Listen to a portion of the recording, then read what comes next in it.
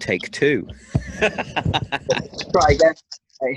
Mate, it's nothing out of the blue here at the Granite Zero podcast with technical difficulties. But luckily for us, we hadn't got fully into the episode before it started dying. Well, that'd be a nightmare. Having a recap on everything. So, yeah, you were saying before it all cut out, which nobody would have heard anyway, so it doesn't really matter. About your basically your social media profile compared to like real life and what have you. Yeah. So it's probably the truest sort of profile you ever think, you know. Everything that's on there sort of happens, you know, as it's happening. So say if I post that I'm out in the peaks tomorrow or something, I will be out in the peak shit tomorrow, you know. It's very rare that I'll repost something old. But it does look like I have this, you know, amazing life and I just sort of like live in the mountains and do whatever I want, but I just have to fit it around work, so I never stop really. That's it. So it's coming on way to be though, mate. It's definitely a good way to be. Yeah, lockdown I think was difficult for everyone, you know, because it's a norm that isn't normally there. But I mean, for myself, I didn't realise how much of a benefit sort of like being in the outdoors and having that escape was for myself and obviously a few others as well, till that option was then taken away from you, and it was very, very new to me that. So yeah, it was a bit of a challenge. I bet it was, mate, especially when you're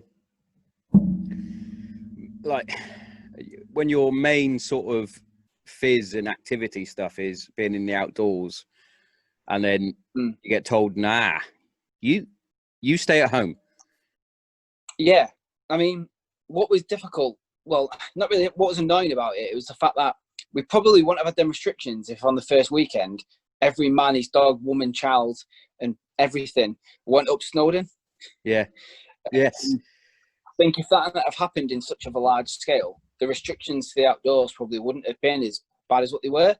I mean, some good things have come from that as well, I think. Of course. I think they made a bit of a mistake there as well, because it's actually good for you being outside, and they've proven that it's good for you being outside in regards to this virus as well, like fresh air, the sunlight, all of that sort of stuff. And everybody knows that anyway, that being outdoors is good for you. We're made genetically. Yes, we need shelter at times, but we're built to be outside. Yes, yeah, definitely. I mean, what was tough is when they sort of kind of said, no one can go outside because no one knows what they're doing. And I was sat there dead frustrated thinking, well, I know this myself and, you know, many others who not only, you know, do we know what we're doing, we're qualified to take people who don't know what they're doing. Yeah. So, well, I can't now go to the mountains because other people have kind of sort of ruined it. The only positive I think's come from it. So, like, Snowdon is a great example, I think, in this sort of, like, instance. Yeah, of course. Snowdon, for me, is everything I hate about the outdoors. It's kind of known as, like, the once-in-a-lifetime mountain. So if you're a climber or a walker and you'll probably go up Snowdon once to tick it off a list to say, I've done that. Yeah. But also, if you have never done anything in the outdoors and you want to go walking, people go to Snowdon because it's not an easy walk, you know, still, you know, 8 to 12 hours, used to it. But the scenes that you see on the top of that mountain, especially from someone who comes from like a search and rescue sort of setting as well, it's horrific. I hate going up there. So it's like, I picked the worst one to use as an example as well, and everyone proud. And I mean, I've been up there when there's been people drinking bottles of wine on the top, and I'm like, what are you doing? You know, granted, you've got to the top, you've got to get back down, and it's people like me and my colleagues who've got to come and get you, and you know. Yeah, when you're fucking off your face, not really got a lack of oxygen anyway. Yeah, I mean, I'm a big fan of people getting in the outdoors and people wanting to try and go and do new things and challenge themselves. Just do it right, you know. And even if you're not going to take someone who knows what they're doing, just have some common sense, you know. See, I would love to have. Well, I'm originally from Hereford. Everybody knows that on the show. I would love to be with my girls back home in Hereford, because then I can go out and go up to the beacons, climb Penny Fan. It's only like an hour away and things like that. But down in Kent, it's like It's a bit flat in it. Yeah, it's like, we'll just go for a bimble around the field. Look, to be fair, my daughters love it. If I say, we're going out for a walk, they actually enjoy it. They'll piss and moan when they're doing it. Beforehand, they were like, we're going for a walk. It's like, yeah, get outside. For fuck's sake. Yeah. You wait until you get a bit older. Your mum lets me take you camping, and we're going to go bivvy out. Then you'll be moaning. See, I've got 2 lads. One's 9 and one's 5, and luckily they're both absolutely mad for the outdoors. So that's I've awesome, yet mate. to have that challenge of them not wanting to do it. But you the boys and the dog. Yeah. Let's get out there, mate. Oppo's been a great adventure buddy. He's 2. So I got him through my previous boss at where I'm at now. He bred sort of working gun dogs. Oh, nice. And I've had a Labrador before.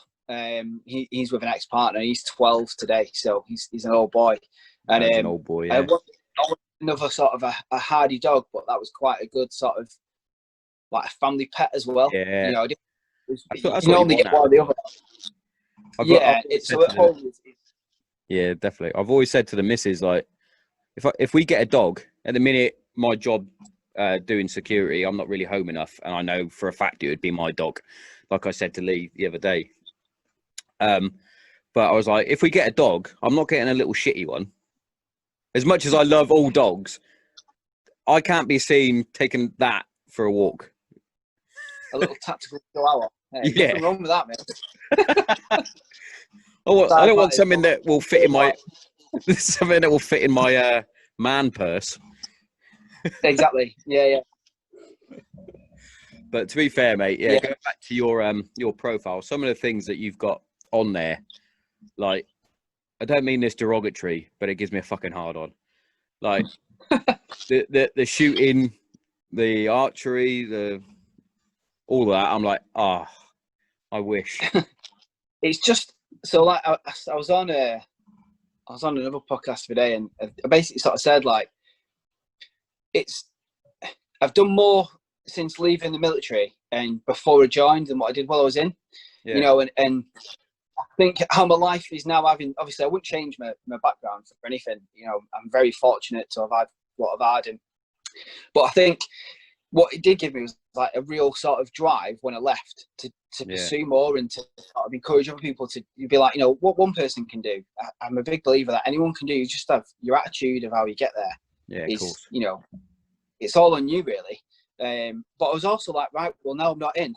I can do all these things that I wanted to do every day that I wasn't allowed or couldn't do because of where I was and all that stuff. So, I mean, archery is something that I sort of did on and off as a kid anyway. That happened before shooting. Shooting's only come into play recently, really, with my job. Right. I'll touch back onto that because it all kind of falls in line. So I wanted to shoot, and I wanted to do Section 1 shooting, so like precision rifle and that sort of stuff. But getting your tickets in the UK is an easy process, but it's a long and difficult process as well. So you've got to jump through a lot of hoops, medical and that stuff. And because I was like bouncing, before I bought my house, I was sort of bouncing between rented properties. I thought there's no point me doing it now because the hassle of having to go through moving all your cabinets and all that, I thought it's just not happening. So I thought what I can do though is I can definitely do some archery. There's a club 5 minutes from my house that, when you remember, you've got 24/7 access. There's an indoor and an outdoor range, and a woodland 3-door outdoor range as well. 3D outdoor range. So I started off shooting longbow, just for more sort of like a historical point, and it's difficult. You know, there's no sights or nothing. It's literally a bit of wood and a string. Yeah, you go for it. Fucking Robin Hood, mate. Yeah. Well, back in the day as well, it was law. You know, everyone had to be proficient with a longbow. You know, I never knew that. And historically, so everyone had to practice from. I think it was from the age of 8 or 12. Every male had to practice every Sunday, basically. And every sort of historical battle where archers were used, all of them had all of their arrows expended. So the idea was to just smash as many arrows as you can at this huge target coming towards you. By the time they get there, hope that they're either dead or you're you're really good with a sword by the time they get there, you know? Yeah. So I was like, God, that's like ace. I want to sort of go back to sort of what it would have been like to have to practice that much. Then winter time comes, and shooting outside with a longbow in horrific weather, wind, is very difficult. You know, it's essentially a twig that you're firing from one thing to another. I'm not going very fast, so I was like, right, what's the alley thing that I can do with this, and how can I alley up this thing that at the minute looks like you should be wearing tights and you've got a big bit of wood in your hand. So I was like, compound archery is something that I'd done a few times. You go and get a bow fit and measured to you like you would a rifle. There's very similar principles to marksmanship with one. And then I was like, right, I'm going to get into this. And I'm at the point now where I was going about 5 times a week. So I was going a lot. And every time I was going, I was shooting probably between 80 and 150 like arrow repetitions each evening. So then COVID happened. That stopped all that because it's a sporting location, so they have to close. So I'm in the process of pricing up the bow that I wanted to get before COVID. So hopefully, if all goes well, it's expensive, but I'll be getting a new compound, which will be amazing if I can pull it off and I can get that. So there'll be more archery coming through the like my blog and stuff like that. So nice one. That's how archery happened, and then I was very fortunate to land the job that I've got now. I was very lucky, and you know, so I now work in the shooting sports industry. I work for Edgar Brothers, and when I started working, I thought, I know loads about kit and gear and guns and stuff like that. I know a lot about kit and gear. The shooting side of it is something that I have had to learn. You know, there's a lot involved, and just fortunately enough, you know, I've been able to do a lot of shooting, and it's been great. You know. So yeah, it's been good. You know, it has been good. You know, getting the opportunity to sort of go and do shows as well and work at events that, you know, people would normally pay to go into. Like I would normally go to them and go in to have a look around. So having the opportunity to not only sort of go and be there has been great. But what was interesting from my perspective was that I was stood at the stand, say at the British Shooting Show, and the amount of people who come to speak to me who recognised me from Instagram was absolutely insane. It was really overwhelming at first. I was a bit like, God, this is famous. I just saw myself as like, I was just like, well, I'm just Andrew. You know, there's nothing special. It's just him. But the amount of people who have come to sort of say hello, which was really sort of like, it's quite humbling, really, because I thought, well, people actually do look at, you know, what I'm trying to do. That's pretty awesome, like, to be fair. Yeah, so, that's been a bit crazy. So is that type of shooting, is it completely different to what we learn within the military, or is it very? I think it depends on the job that you did, where you're in. So my own personal sort of perspective of it would be, everyone's trained to use like an S18. That is pretty much what everyone will use, unless you do a very specialist role. You know, that is your weapon system. You know, and knowing what I know now, speaking with the lads that I shoot with as well, they're all ex-military or still serving, and you don't get taught how to shoot in the military. That is my opinion. Unless you do, you know, snipers or sniper platoon or recce or anything like that. You get taught how to use a weapon system. You know, fairly at set distances. And that is it. You don't get taught ballistics or anything like that. So yeah, it's very different. There's obviously different styles of shooting as well within the civilian sort of world. There's obviously, you know, the green side, you know, clays and stuff like that, and game shooting, all done with 12 and 20 bore and stuff like that. And then the side that more interests me, and a lot of young shooters coming up through the scene now, I think, is sort of like precision rifle. So they're all big centre fire, mostly sort of 308, 6.5 Creedmoor caliber and that sort of thing. Or a lot of sort of move towards a tactical style shooting, so like 15-22 and 212R shooting. That's I personally have seen that a big increase in that, especially on sort of social media, because obviously you've had a lot of people who've sort of grown up doing sort of Call of Duty and airsoft and things like that, and then they've wanted to get into shooting, and then that is there. If you haven't served in the military, that's the closest thing I think you're going to get to handling your like an M4 or something like that, and getting into definitely. It. You know, so it's very different. You what? Sorry, I said good old airsoft. Well, it's got its, you know, it's each their own. I think it's got its place. You know, when I first came out, I was like, if I saw someone who was like, I think I was working with a bloke when I was doing cash in transit. He did airsoft on the weekend, and I was like, oh, you're a fucking cunt. That was my first reaction. It was like, oh, so you're just gonna go and play with fake guns? Brilliant. But then I had a couple like start following me on Instagram and what have you, and I had a look at their page and some of the weapons that they've got, or like, even though they're not proper weapons, but I was like, fucking hell, they look incredible.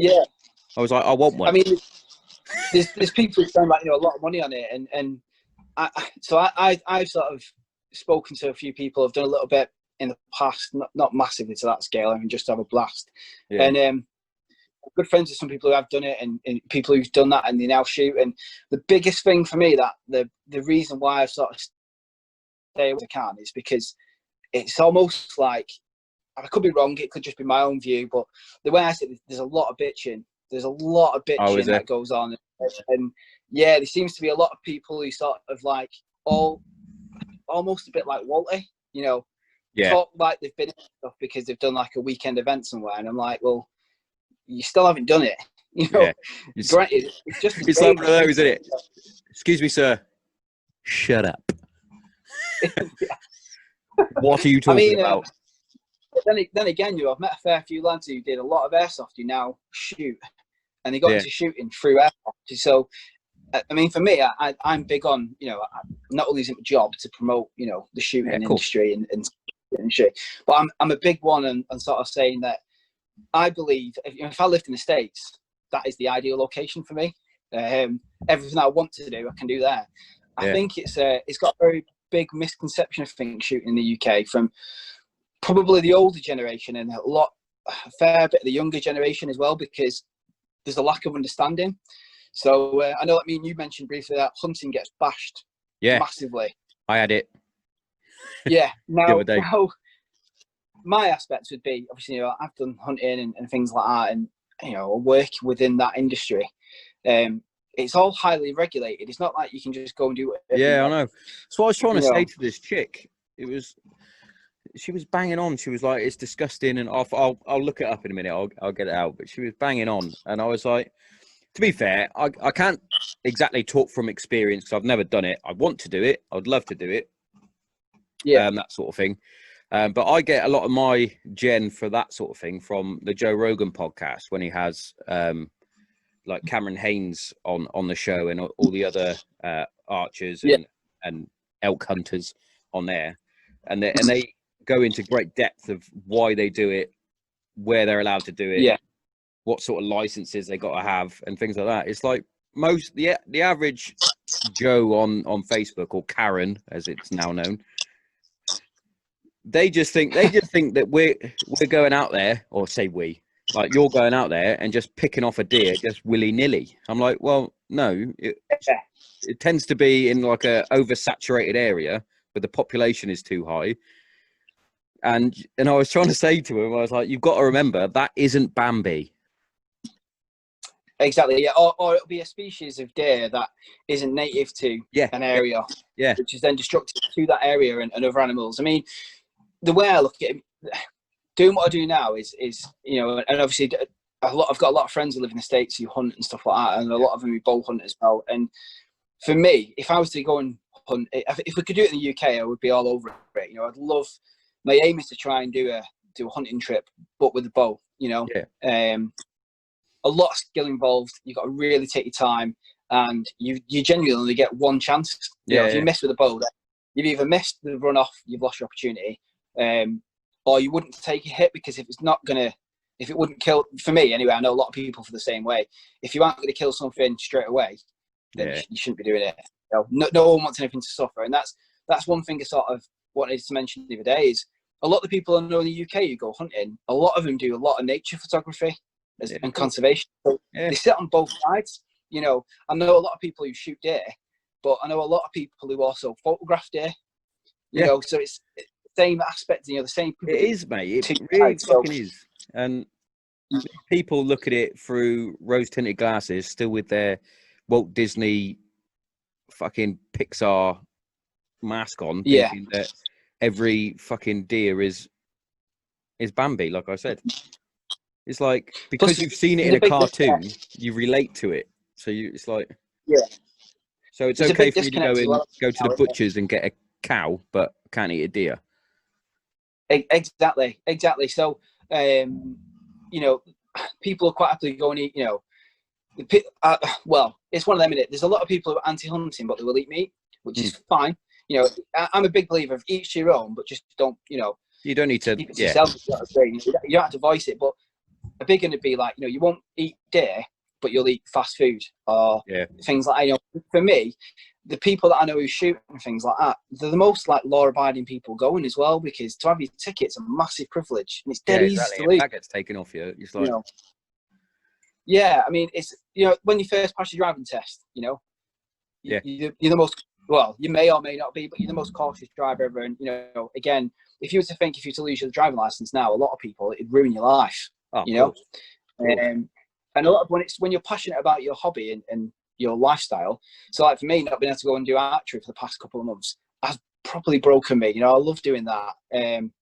Same again, like getting out shooting, because, you know, we couldn't travel around the country, you know. So I think a lot of people bash it, but it's just for a lack of understanding. But sadly, obviously, you get yourself in an argument with like this could be quite controversial now, unlike the show at all.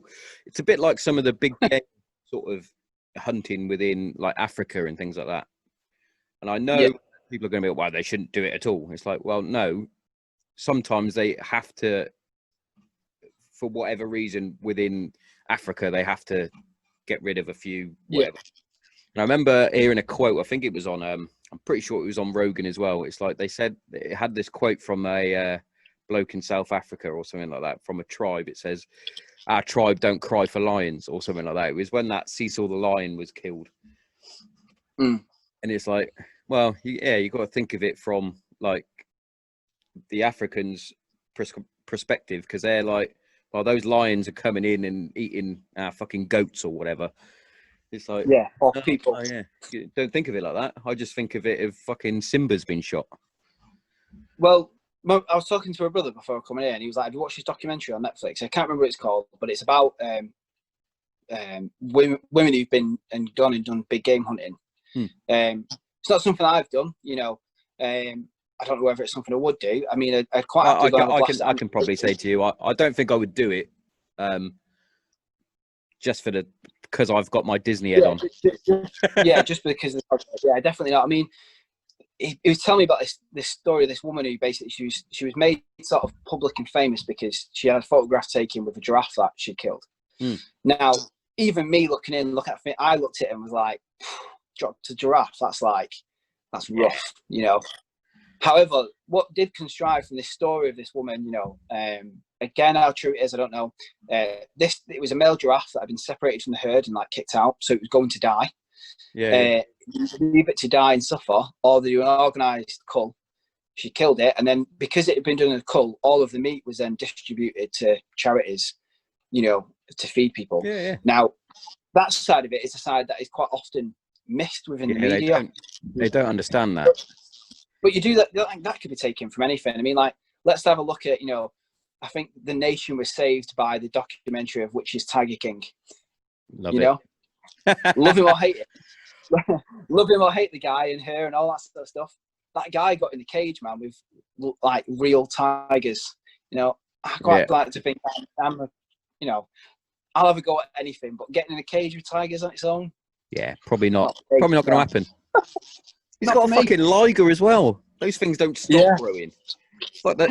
On its hind legs can touch the top of a fucking double-decker bus, can't it? It's fucking huge. I mean, it summed it up when that woman got her arm ripped off, and he kicked everyone out and was like, "There's been a really bad accident. You're all gonna have to leave." And then was like, "Oh man, I'm not going to recover financially from this. This is really bad." Okay, mate, don't worry about anyone else, just your money, you know. Yeah, I know. Don't worry about your worker that's had her arm ripped off. What a documentary, though. You kind of have to force yourself. Oh, mate.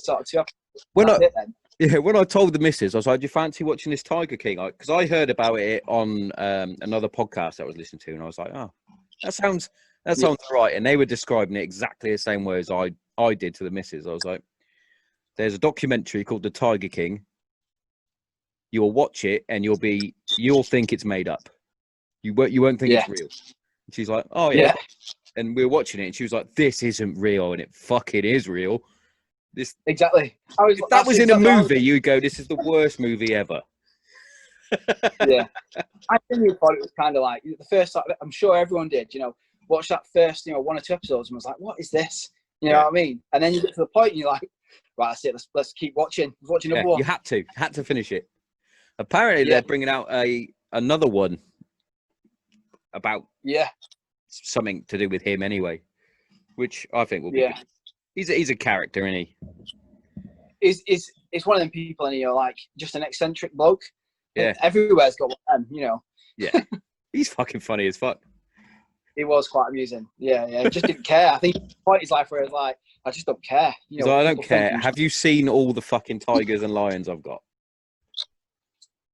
Yeah, I mean, they must have been making a fair bit of money, Yeah. That's mad, because I heard it on Joe Rogan when they were talking about like lions and tigers. I think it was before Tiger King came out, and I think they quoted it on Tiger King about how there's more tigers and lions within Texas than there are in like the whole of Africa. It's like, that's mental. Yeah. Oh yeah. So when you look at it like that, it's pretty mad, isn't it? I mean, have you ever been on safari or anything like that? Nah, I've always wanted to. That's on the bucket list. I've always wanted to. Oop. I was really lucky when I was 18 before I joined the army. My first sort of expedition was I went to Africa for 6 weeks. Did a couple of weeks working with like street kids and things like that. Yeah. Raising money, built like a classroom and stuff. Then I climbed Mount Kenya, which was mint. Came back, and then you start to do a couple of days on safari, and then you spend a few days on like the Indian Ocean on the coast before you come home. And safari for me, after sort of 2-3 days, I was like, I'm done now. It's amazing when you see an elephant and stuff the first time you see one, but it very quickly becomes like, oh, I'm done. Another one.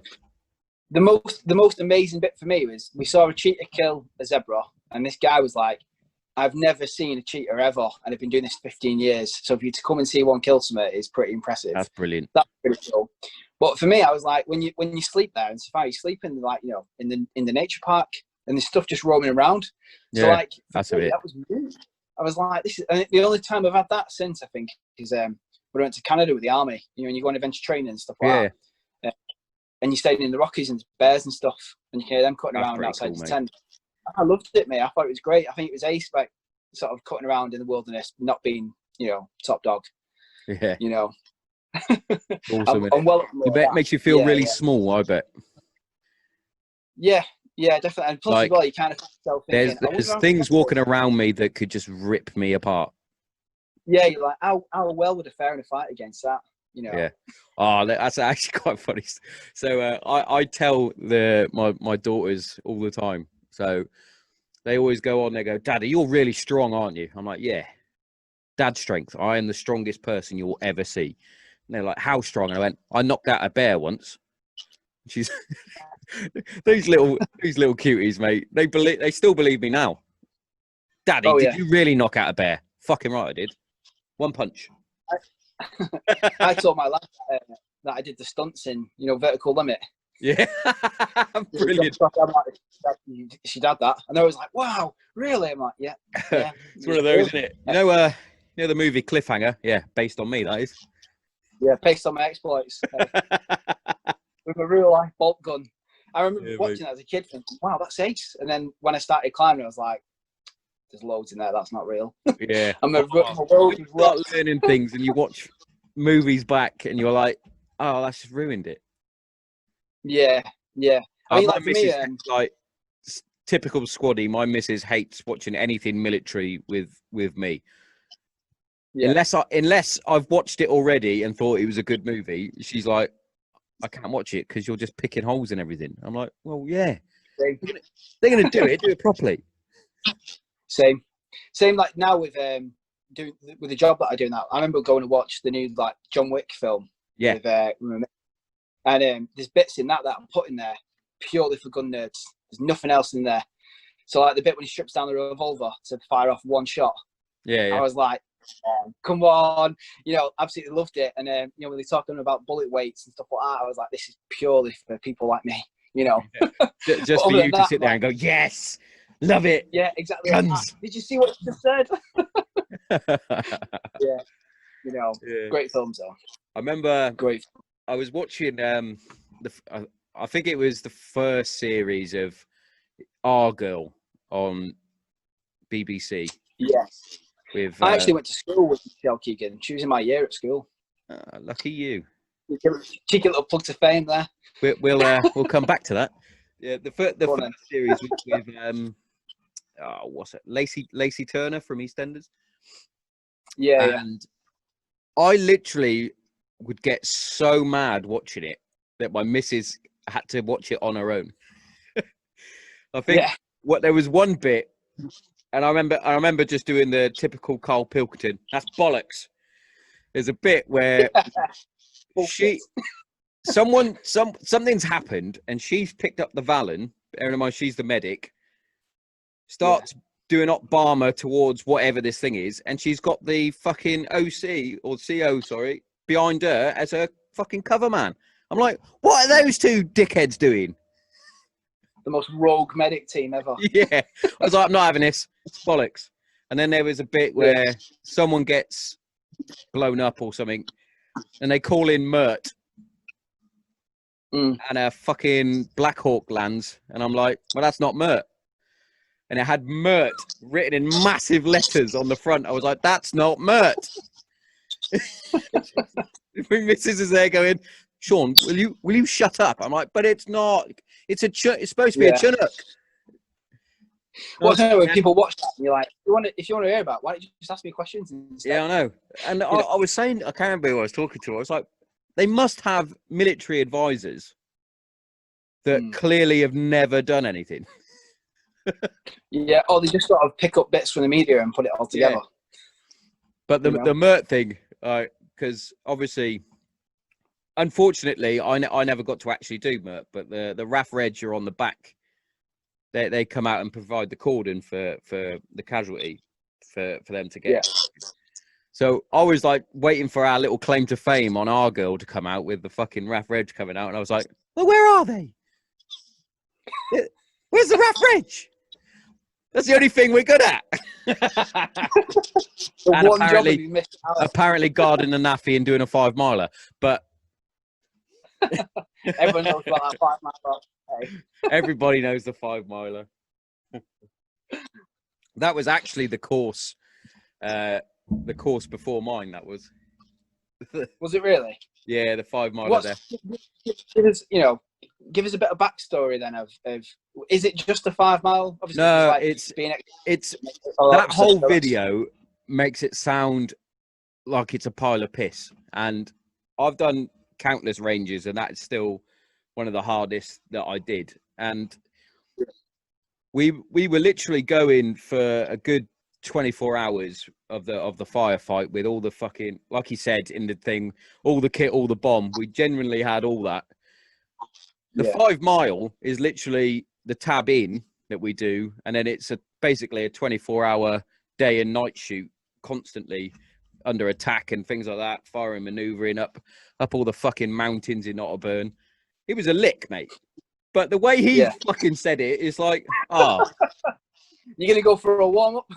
Yeah, you're gonna do 5 miles and you're in. You're gonna do the 5 mile of death. It's like, oh, you cunt. One thing that I've noticed since leaving. I've been out now since like 2012. Is like, obviously, I've met a lot of different cat badges and things like that as well. Because the veteran community is, I think one thing that does shine through is that I don't think it really matters what you've been in or what cat badge you were, what army you're in. When you left, everyone's like, well, you're a veteran. All right, okay then. You all get on. But when you're like, none of that. It's like, you still have that banter, which is, I love that. Because I'm one of those. I to be fair, I loved my regiment, as does most people that serve with whatever cat badge they are. So I'll defend it, but there's certain bits that you're like, yeah, you got me there. Yeah, you got me there. Yeah, you got me on that. All right. So, the stuff that I'm doing with Lakota at the minute, So Stu, who's who set up Lakota and things like that, he's obviously ex-Navy. Yeah. Another lad in there as well who's also ex-Navy. And I remember giving him a bit of shit for it at first. He was like, "Yeah, well, you weren't man enough to join the Navy." And I was like, "Oh, let me tell you a story though." Before I went to the army, I was going into the Navy. That was my chosen job stream, and what I wanted to do. Yeah. The job that I wanted to go and do was stopped during my application process.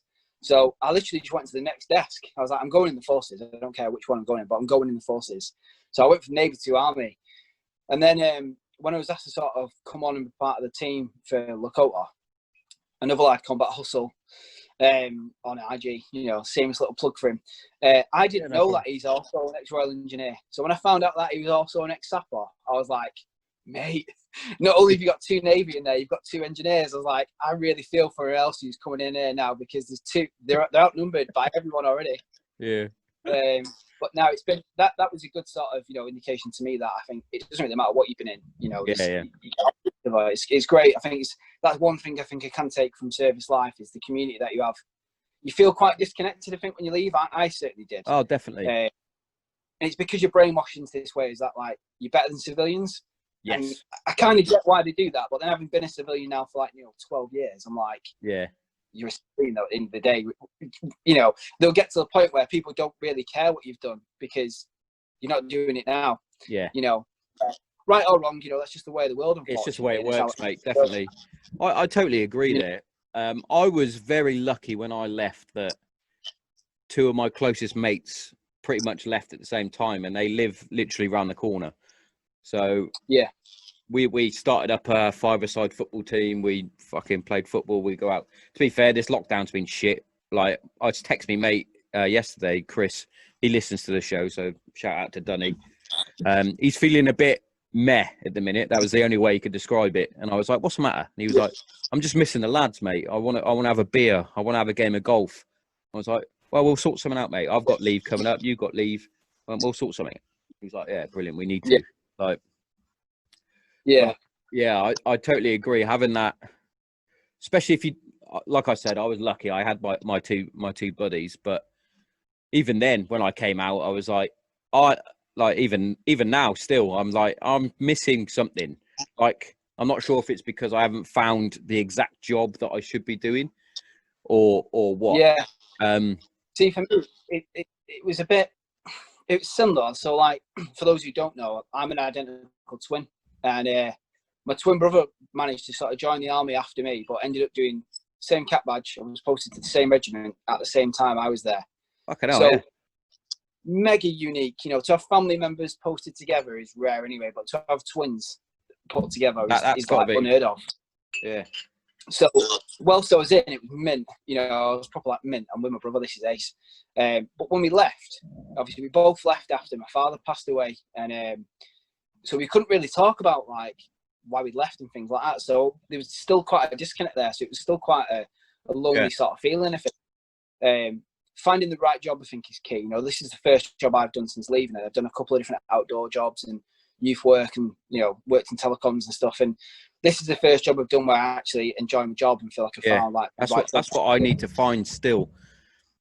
Because I came out and literally went straight into basically security, and it's like, but not like the alley security. I do like fucking it's boring.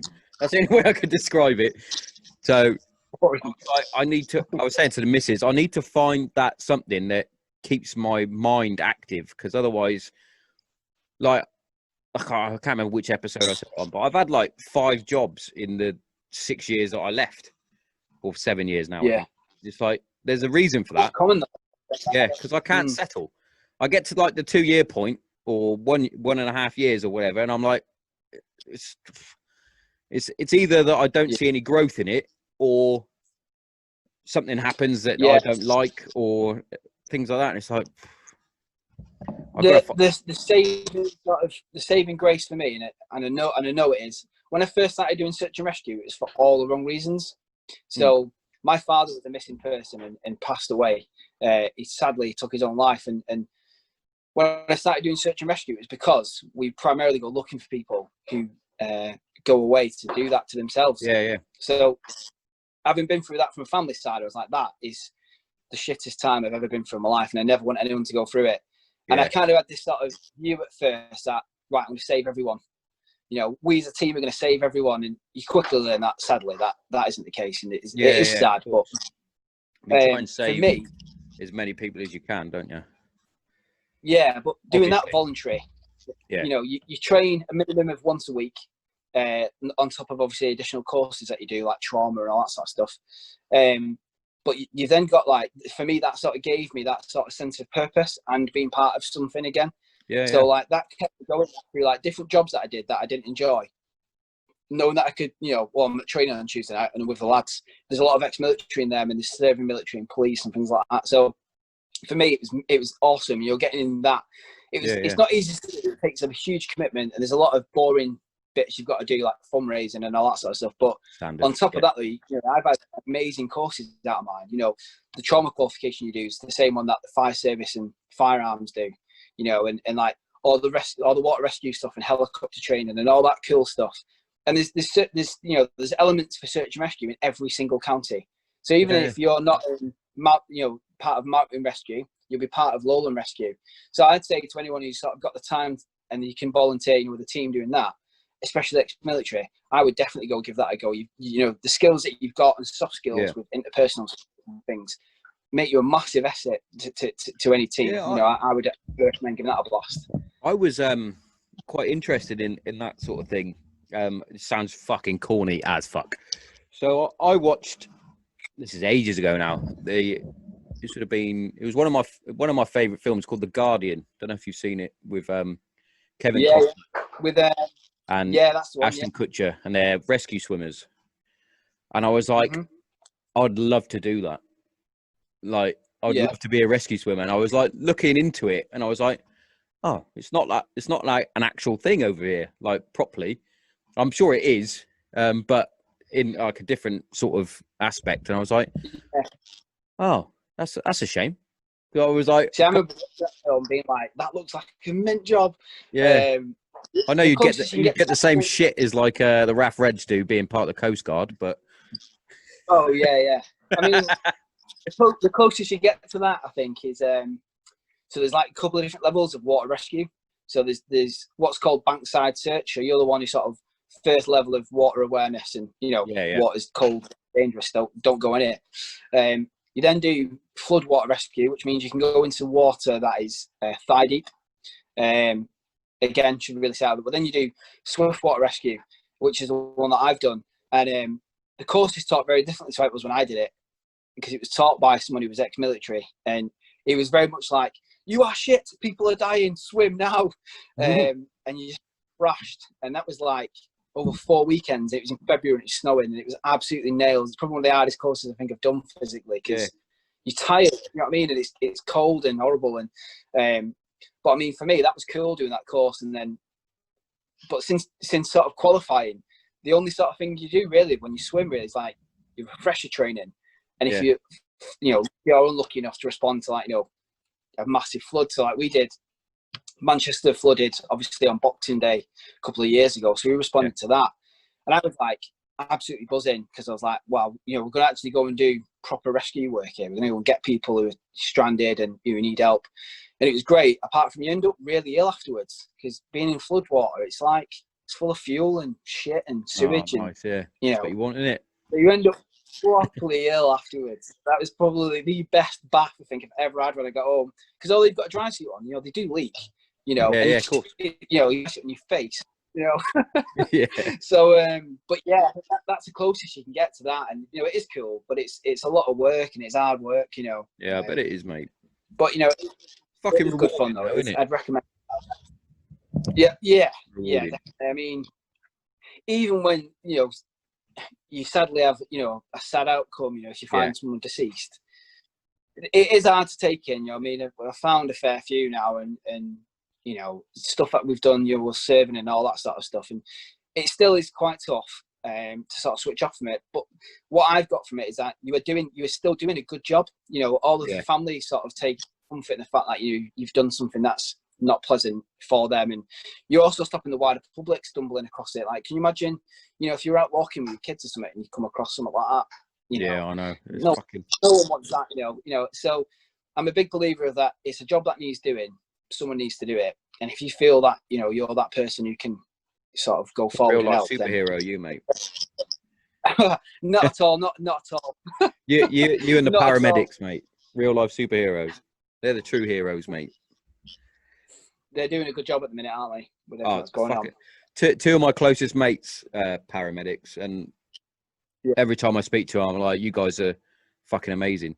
They both served with me in the regiment as well. And they both came out, joined up paramedics, and like again, they did like I mentioned earlier about the RAF Reg doing MERT. That's the reason why they became paramedics, for the work that they did on MERT, because there's a lot of misconception with my beloved regiment that we don't do anything. But when you're on the back of MERT and the fucking paramedics on there and the doctors need your assistance, you got to fucking get into it and get amongst it.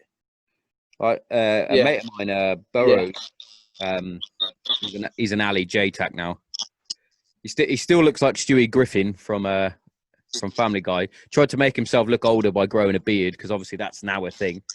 But yeah, he did MERT when in 2009. So half our squadron, the majority of our squadron went to Iraq, and the Soggy Weapons flight, the Mortarmen, they went off to Bastion, provided the mortar line, but they also provided a couple of sections to go to MERT. And he said some of the fucking things that they had to deal with on the back of there, from like places like Jackie. That I did. That was the tour I was on in 2009, and they've got an hard job they have. They did have, then definitely, 2008, 11.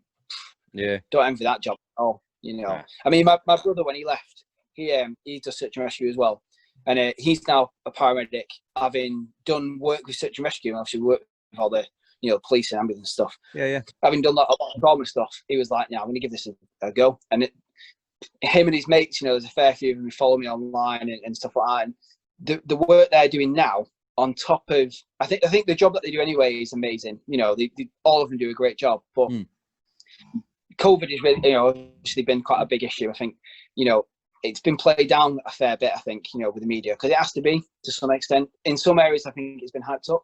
But what it doesn't sort of show is that they're still doing like their normal trauma-y, not nice jobs. People think the average Karen out there forgets that they're not just dealing with COVID patients. They're dealing with people in fucking RTAs. They're fucking dealing with fucking people that have committed suicide. The list goes on and on. People fucking falling off a fucking, I don't know, a bridge, break both their legs, all sorts. The mind it's a shame that fucking imagine. People just see uniform, just think immune. And what a lot of people, I'm gonna keep calling them Karens because I love that. I'm sure there are nice Karens out there. But what they also forget is these paramedics, the nurses, the doctors, even the police, to some extent as well, especially now because they're getting all that shit. They don't have any opportunity at the moment because they're so busy to stop and actually reflect on what's happened. And we had it when we were serving. I'm sure you probably did as well. The trim training sort of thing. Yeah. Where they go and speak to a professional to get all of that weight out. Because what's going to happen is you're going to get a lot of paramedics, doctors, nurses. They're going to come down with PTSD and depression and things like that, and it's going to be. And then you're going to get fucking Johnny Dickhead that's going to be like, you haven't got it, you didn't serve. Yeah. It's like, well, I know the ambulance service do trim because my brother's a trim practitioner, and we use trim on the search team. Obviously, there's a fair few people who are ex-military, so we brought it into the search team, being like, listen, awesome. we find stuff like if you find a hanging, for example, they're not pleasant, at all. I don't care what you go to, they're never nice. And you could go to loads and it not bother you, but go to one, you know, and it only takes one to not be great, you know.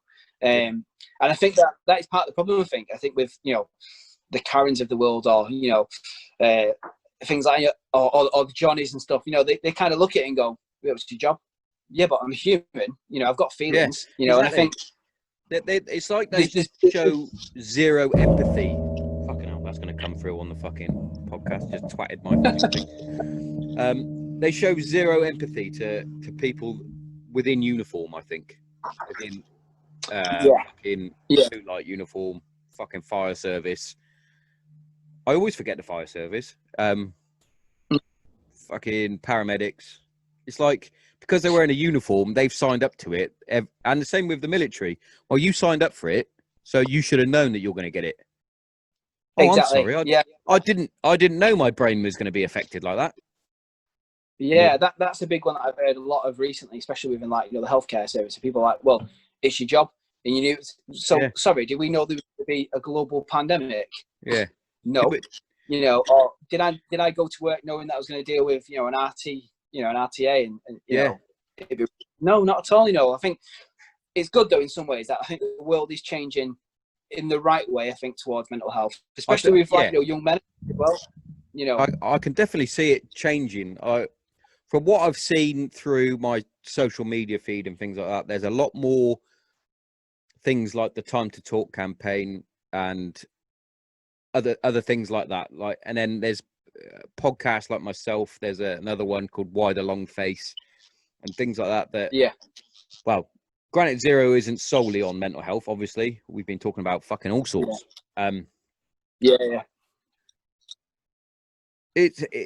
There's more people starting to talk about it, but it takes, as I know firsthand, as someone who has it, it takes one dickhead to give you a negative comment or a negative bit of feedback or a DM or something like that, and then instead of all those fucking positive ones you're getting, you'll take that one and you're like, well, I'm just a piece of shit, and that one comment will send you fucking downwards.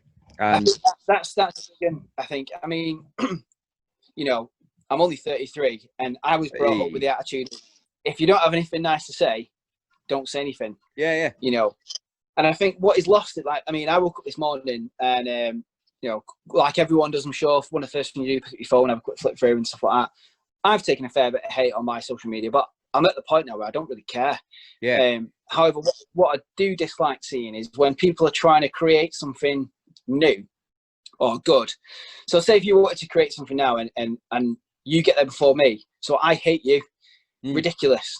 You know, very narrow-minded view. Mad, isn't it? But I mean, I came across something this morning that was someone giving Lakota a hard time.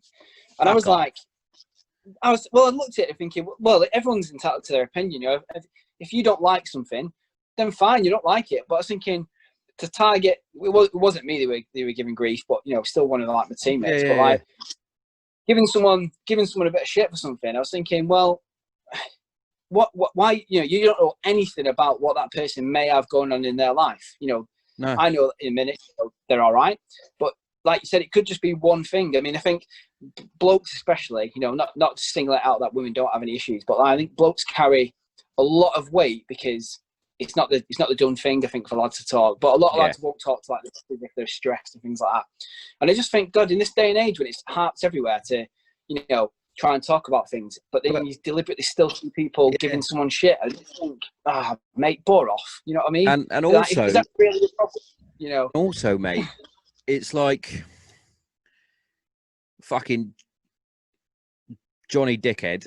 He's gone out of his way to give Lakota some shit, and it's like, if you don't like what they're doing for whatever reason, it's your own personal reason. Don't Don't look at it. I got. There's a few reasons in it, but I mean, I got hate. I was working with another veteran company for some time, and I got hate for wearing through dark because their clothing was black. And I was like, fair enough, I can see you viewing that, you know, if you're in the mountains, fair enough. I also hold a shitload of qualifications, and I've, you know, the last 8 years of my life have been doing search and rescue. So Yeah. I'm more than competent in the hills, and I don't just have everything black, you know, because my coat was black, but it was purely aimed, I think, at the fact that, you know, they're quite an alley brand, and, you know, this, you know, these other lads just didn't like that, and I thought that's pathetic, you know, and I thought I'm not really good, because I thought these, like I said the other day, is like, you know, these lads have sort of, you know, served, you know, they're still veterans. They've gone out of their way, granted they are, you know, they have cool jobs, like, but they've gone out of their way since leaving to put money behind starting not only a brand, which is quite hard, but producing a product which is, you know, top level product. Oh, they've got, from what I've seen, obviously you've got some of True Dark's kit. From what I've seen, I'm like, fucking, that looks, that it is mint. To be a proper squaddy here, that looks like some Gucci kit. Like, oh mate, yeah. Like, I looked at one thing, because I was looking at, because I saw his stuff before he was on SAS Who Dares Wins. Can't remember his fucking name now, but anyway. And then obviously he was on the show, and I was showing the missus. I went, have you seen some of his kit that he's got? He's wearing it on the show. It's fucking top quality. And I was like, sneakily, I was like, I kind of want some, like, little elbow. Because she's forever giving me shit. I bought the fucking a Lakota shirt that's on its way. I got the green with the orange fucking logo, because I was like, that would look good with a pair of jeans. Stick with the image. Pair of jeans, cap on. Still squatty on the piss look. But I was like, have a look at this. And she was like, Sean, that's like 30 quid for a hat. I was like, yeah, it's obviously a good hat. Yeah. I was like, I don't give you shit for buying crap off boohoo.com. Why are you giving me shit? Well, this is the thing. I was kind of like, anyone, you know, well, it doesn't have to just be Fruit. I mean, any brand, no, you know what I mean? Like, each to their own, do you know what I mean? I look at it, but I just thought, again, I was like, God, that's a time when you're choosing to just give. I mean, at the time when I was getting shit for that, I went through like a horrific breakup. I just bought a house, changed jobs all within a month, and then having moved into a new house, I lost my nan. So I had like loads going on at once. Yeah, I mean, luckily it was all right, because I got good mates and good family, but I was going through all that. But then I had like people who thought my mates give me shit because they're choosing to wear a black coat. I was like, nah, you're knocking a veteran company, and I just don't want to be part of that. I was like, I'm out, lads, because I see what they're doing to have great potential. And oh yeah, definitely. You know, I think anyone who's got the balls to start up a brand and go for it, you might fail, but I'm a big believer in that. Well, if you don't have a go, you're not going to know, are you? But quite early on, it was quite obvious that their kit was going to be good, and I thought, you know, if it was going to be shit, I wouldn't have wore it in the outdoors. You know, yeah, exactly. Doing what I do, you know exactly what you're doing, so you know what you're doing. You know what kit's good. You're not going to wear something out there just for a photo opportunity, or whatever. Yeah, I think just a minute that like social media is a great platform for sort of, you know, putting a lot of good into the world. I think, you know, connects people. You know, there's a lot of, you know, positives that come from it. But it's one of those double-ended swords, though, isn't it? There's that. Yeah. That's another granite zero for you. I love that saying. That comes out quite often. Double-ended sword. But it is, because one thing you're showing that you're showing support, you're showing unity, and then you got Karen and Johnny Dickhead on the fucking end going, well, you're just a cunt. Why are you doing that? It's like, why are you coming in on this? It's like I've said before. I don't know how many followers I've lost for it. I don't know how many listeners I've lost. I don't have many listeners anyway. But I'm like, if you don't like me, don't listen. Yeah. That's why I've kind of looked at it. I mean, I'm quite fortunate in the way that I think, you know, it's either I've put myself across, or because the people who know me, you know, that, you know, this page and this blog, whatever you want to call it, you know, this platform is great. I'm glad that people like it, but behind whatever image that you may like, may not like, think it's cool, think it's uncool, whatever it may be, there's still just a person on the other end of that. You're just a bloke. And and it's like, you know, well, if you spoke to, if you didn't, you know, you might not like Valley Deep Mountain High because you don't like it, or you might not like Lakota or Three. Yeah, but behind that though, there's going to be a person, and people aren't for everyone. But I'm sure if more people sort of took away, you know, this mask that everyone seems to have, and had a chat, most people get on like me and you have never spoke before, and this has been pretty mint on that one. To be fair, you know, I can hand on heart say this. Like most of the guests I've had, I'd probably say 90%. I think there's only 3 that I actually know. Like, well, maybe 4. So there's only like 4 guests that I've had that I actually physically know. Like my mate Chris that lives around the corner, my best mate from back home that I've known for 30 years, Neeson I served with, and my brother.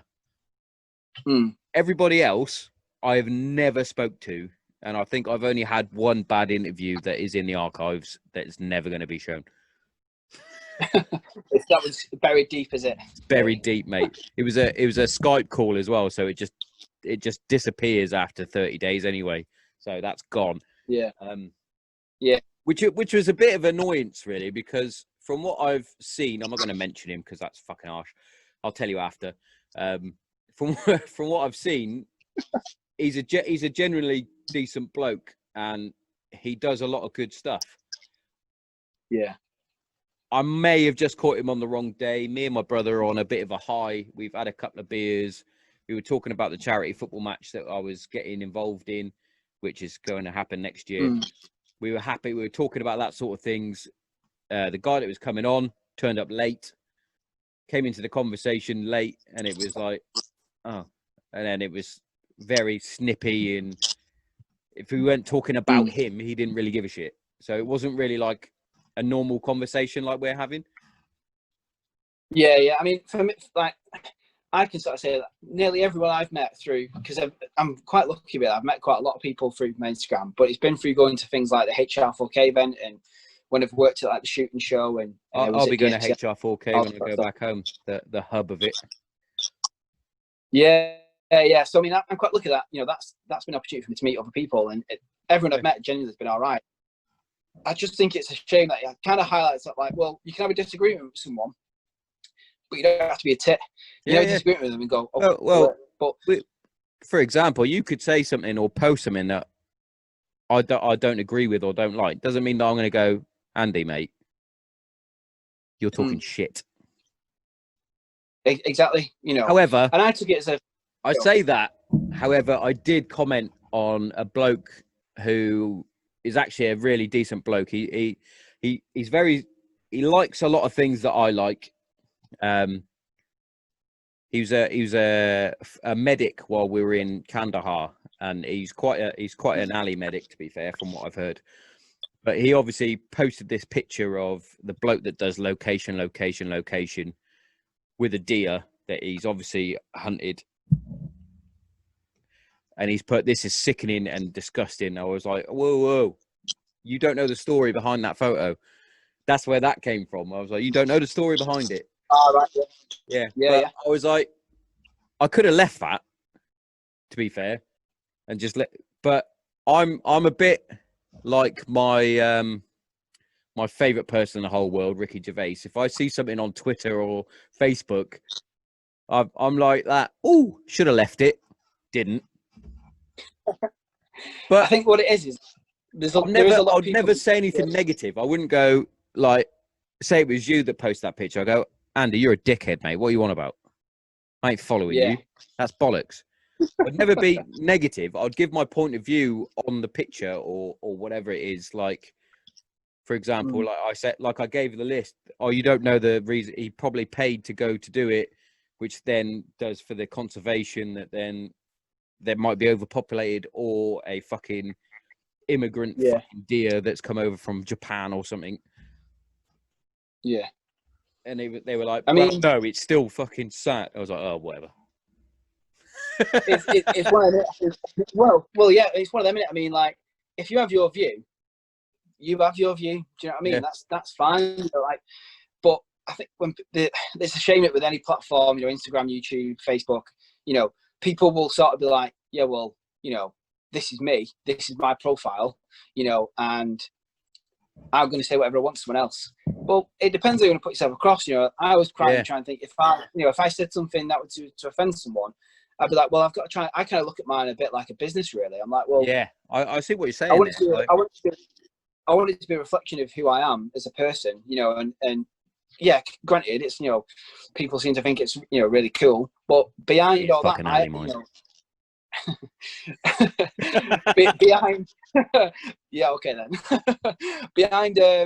Behind all that though, it's still me, you know. So like, yeah, it might look cool because, like, you know, go up mountains. Well, yeah, I go up mountains. It might look really cool because you search and rescue. Yeah, it is, but it's me though who goes, and I have to go. It's not just a picture, you know. I have to go and do these things. So I got a lot for being out like a load of time, and, you know, for being out a lot. And I was like, I know what someone said.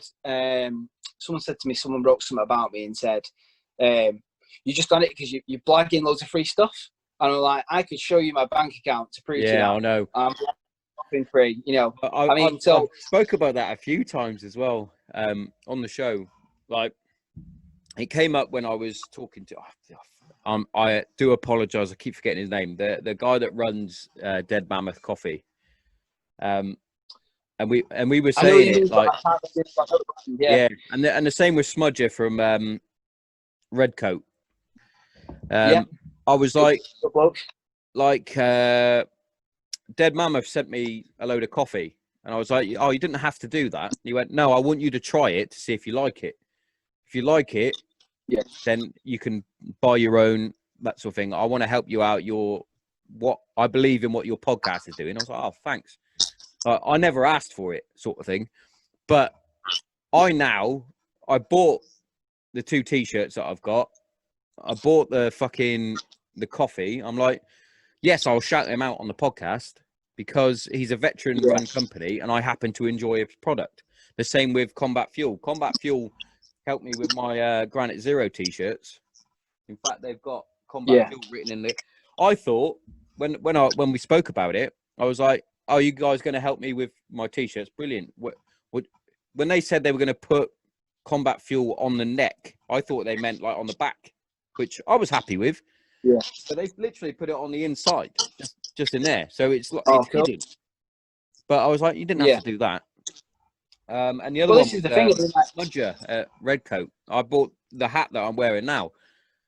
I was like, and I was having a conversation with him, and I went, I'm sick to death of people like, especially like podcasts, because they listen to things like Joe Rogan and Fighter and the Kid and Andy Stump's Clear Hot and things like that. And because they're sponsored and they get given a few things, new up and coming podcasts, like, are you gonna give me some free stuff? So that it's like, like the only company that I've got that actually sends me out free stuff for helping me out and things is Infusion CBD, the CBD oil. But to be fair, that's only a handful of times that I've asked for some stuff because I don't want to take the piss, because they're a business at the end of the day. I don't have a huge range, but people don't see that, I think. I mean, because like, obviously, I do stuff. People will see you now wearing your Lakota hat and go, "Well, he's fucking been given that. He's been given that T-shirt." It's like, probably not. He's probably bought the hat. He's probably bought the T-shirt to support the fucking company. First one off the production line. Bought it. Eh? Exactly. It's like, it's like people might be watching this now. I'm wearing a Redcoat hat. I bought this hat, and it got me in a lot of shit. The T-shirt though, the T-shirt's well old. It's madness because I mean, like, that's one thing I had with this company. They were like, well, when I was parting ways, they were like, well, it must be dead easy for you because you get everything for free. I was like, let me tell you now, I was like, everything that I've had from the States I've bought. Yeah. I was like, and everything I've had from the UK, there may be one or two things that a company said to me, you know, we want you to have this to rep it. Fine, you know, granted, but there's also quite a lot of stuff that I've actually turned away because I didn't believe in either one other company or it didn't fit with me and what I wanted to do. Yeah. You know, it's just. I get exactly what you're saying there, because I've had a few DMs like, do you fancy supporting this like Velcro patch thing? And I was like, well, yeah, tell me a bit more about it and I'll decide. And they're like, well, if you buy this many, I was like, whoa, you just asked me if I'm going to support you. I was like, tell me more about your company. And I was like, nah, you're all right, mate. I mean, that's the view I've had. It's only and then you get those ones, do you want to be an ambassador? And it's like, I'll have a look at it. What have I got to do? Well, if you buy all this, you'll get a discount code. I was like, why don't you just give me a discount code? And then I will tell people to use your stuff. Yeah. See, I've never really been with anyone I've been offered opportunities to sort of work with companies to be an ambassador to give out a discount code, but I was like, that's not me though. If someone wants to say, if you want to buy this hat, for example, I want you to buy this hat because you want to buy the hat, not because I'm saying get this. To be fair, I can't lie. Off. I can't lie, Andy. I do have a few that I have discount codes with, but that's only because I support what they're doing. Combat Fuel, I've got Warrior 15, you get 15% off.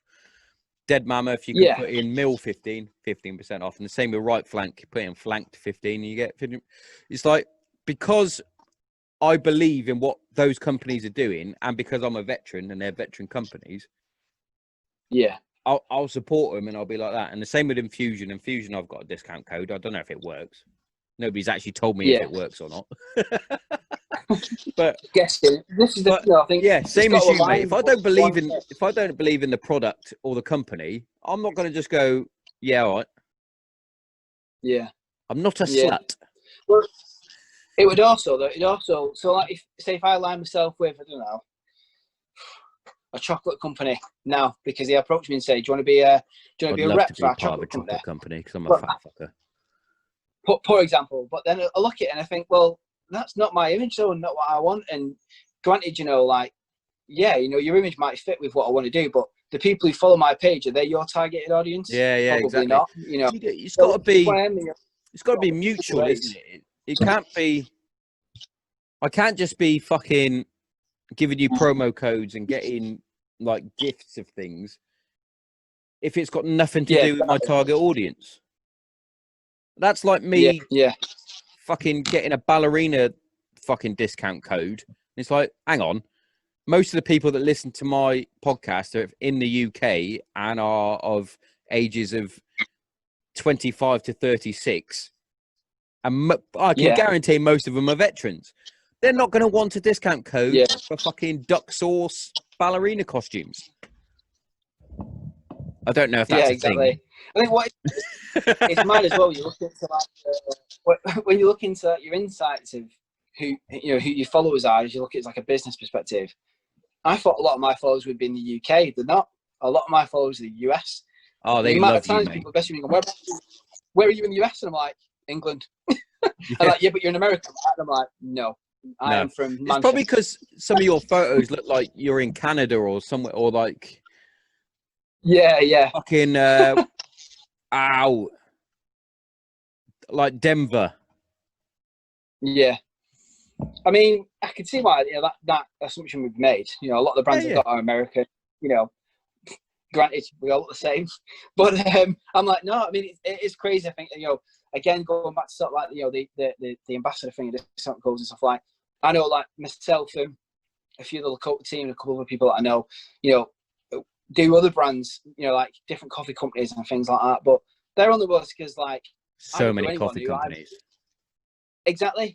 You take your pick with which one aligns with you. But not only that, I'm like, I don't know anyone who doesn't drink coffee. Yeah. Well, apart from my missus. My missus is a tea drinker.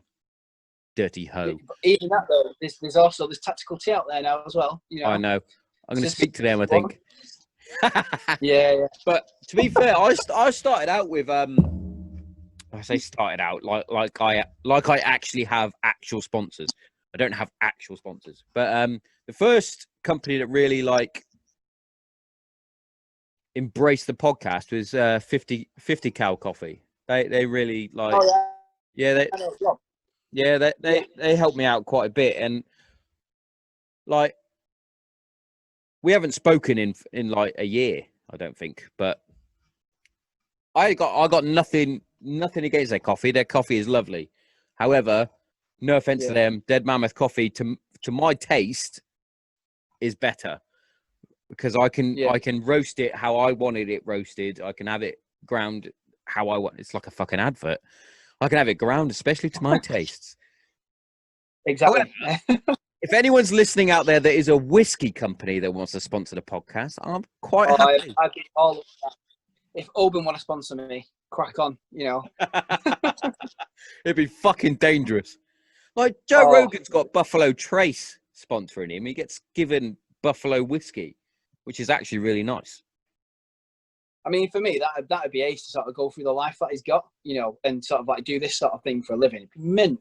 But that, mate, time and effort you goes. There's a lot of time that goes into my page. Mate, I was saying to the missus the other day, I was like, can you imagine if the podcast just went like through the roof? Like for example, say I got, just thrown out there, fucking hypothetical. Say I got Joe Rogan on the Granite Zero podcast and it just went poof. I'd be getting paid like actual money just to sit here and talk to people on a podcast. That would be amazing. Joe Rogan got $100 million to go to Spotify. That is a lot of money. That is a lot of.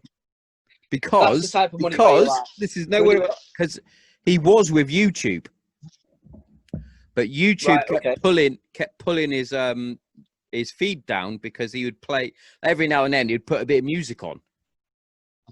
Oh yeah. But obviously, he hasn't got the rights to play, so they just like nah. But Spotify went, nah, you can do that. It's your podcast. Do what you want. And he's like, all right. That is it. Oh, he is the benchmark. I mean, one of the things that I always sort of toyed with was like, because I'm always sort of looking for ways to sort of go more, do more.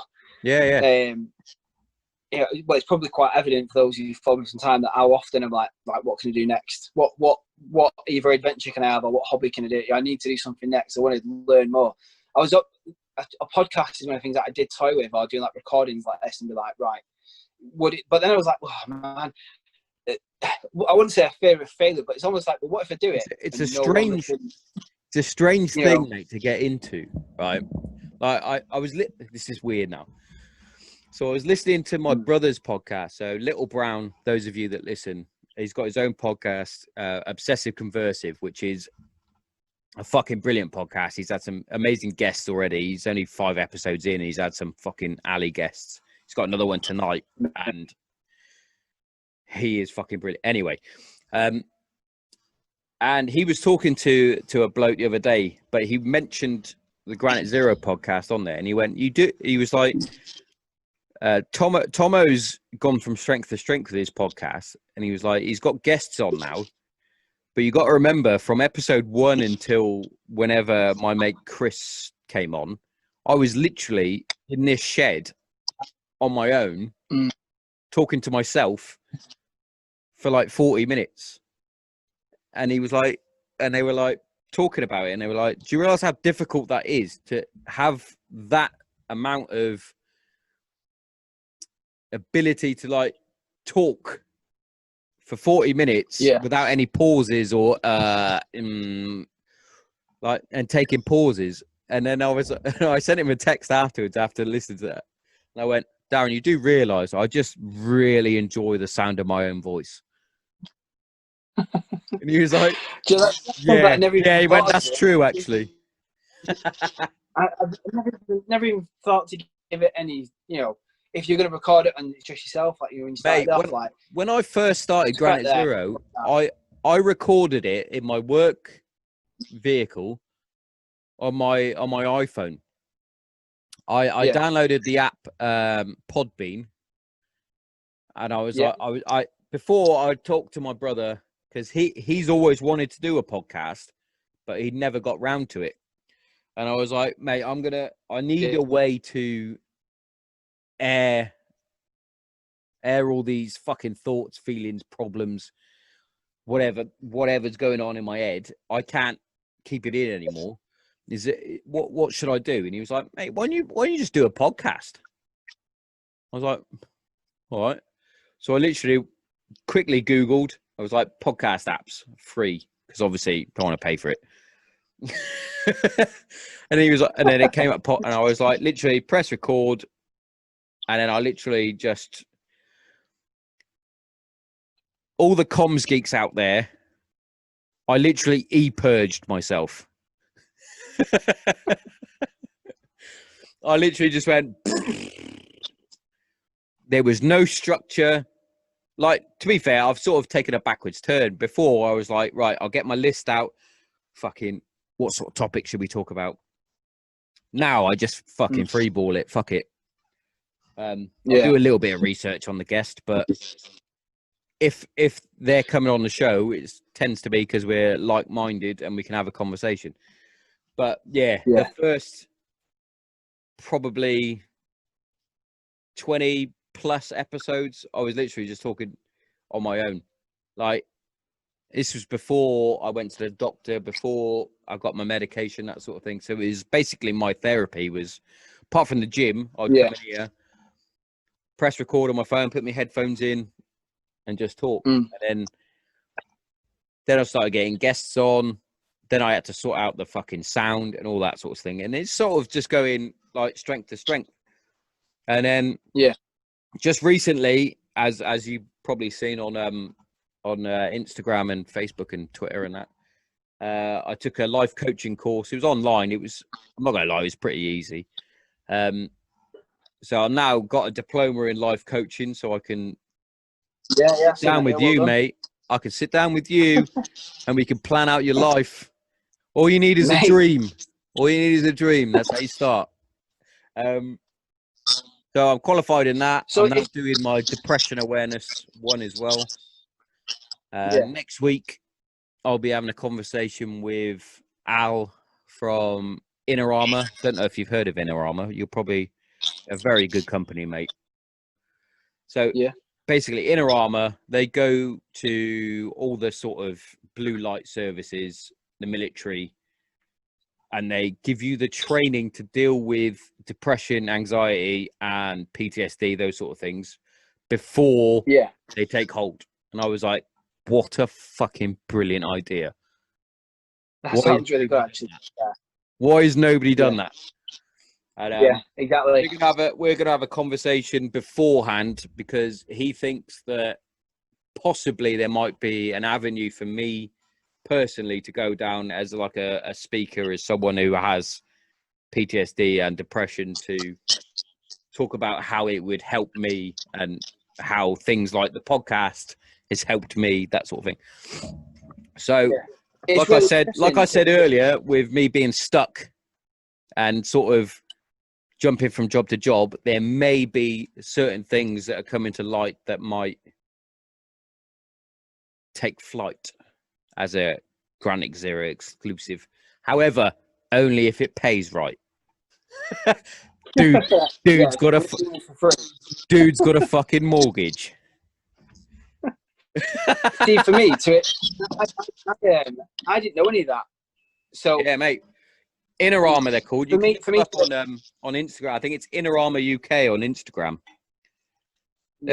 For me to hear like why you started off the podcast, was like, it's very similar to like when I started doing my Instagram and stuff like that. That's because same background. So I had PTSD and suffered with mental health, with depression, with my father and all that sort of stuff. And for me, it was a great outlet. Now, you may feel the same way. I hope you do. But I mean, for me, I'm like, the amount of people that I say that, well, I've had a fair few people come to me and go, I've joined Search and Rescue because you've inspired me to do it. And I'm like, that is mint. That is to inspire people to sort of get out and go walking and do more. So from a personal perspective, I'm sure you feel the same as like when you've been through something a little bit shit and you do something that helps you.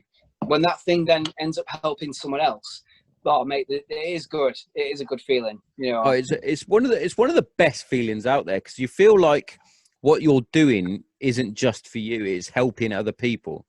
And for me, when I started the podcast, it was genuinely for my journey. It's my journey, my journal. Yeah. This is basically how I started it. To be fair, I started it to help me out, and I listened to Mark Omrod's podcast, and he was saying this is basically his online journal. So that I don't think he's done an episode for a while, for whatever reason, but whatever. So I was like, that's a fucking brilliant idea. As most ideas, it's usually from someone else. Unless you're an absolute super genius and you're like, oh, that's organically my idea.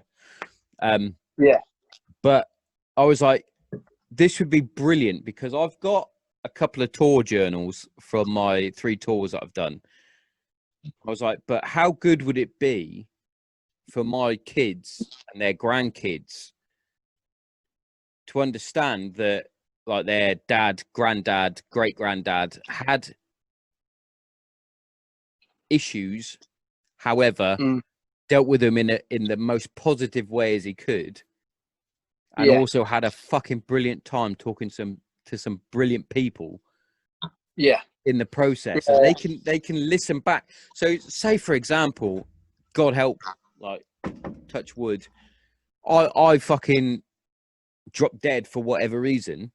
My daughters can then look back and hear my voice talking positively about everything, or as positive as I can. That is one of my main reasons. Is not so much yeah. Selfishly, most of it is for me. I enjoy talking to people like you, Andy. I enjoyed talking to my brother most weeks. All the other guests that I've had on, I enjoy talking to them. It's selfishly, it helps me process these fucking horrible dementors in my fucking head.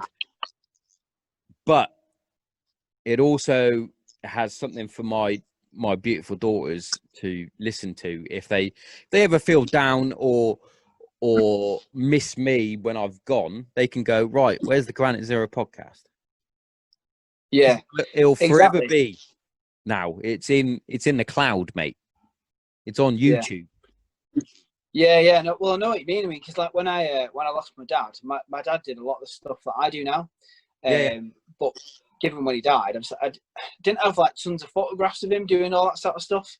I've got loads of memories, loads of cool memories, but I didn't have many pictures. And then when I became a father, I was like, do you know what? All the cool stuff that I do, I want my kids to be able to look back at it when they're older, or it turns you. It sort of makes you think differently when you've had kids, doesn't it? It's like, it's one of those. Like, I love the fact that now every morning I can go on my memories on Facebook and it will show me certain memories. And I had one the other day. And I was doing the 22 press up challenge that I did the other year for PTSD before I realized I had it, or before I was diagnosed to have it. Excuse me.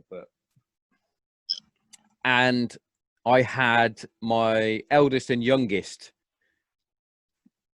with me while I was doing it, and they helped me through it. Like, my youngest got on my back, was holding by my neck while I was doing the push-ups, and the eldest got on, and it was like, I was looking back, and it's mad because I look back at them and I'm like, oh, you two are fucking.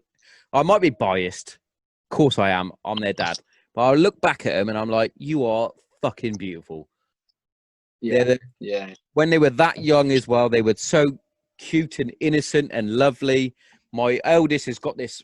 She's got the Thompson husk in her voice, bless her. So she's got like my voice, apart from where she's got my tone of voice, but with a southern accent. It's weird. The youngest has my temper, which is unfortunate for her. But I watched that, and then I came home and I saw them, and I was like, even though they're only very similar ages to your boys, they're 9 and 6. Even coming home, I was like, oh, you've changed so much.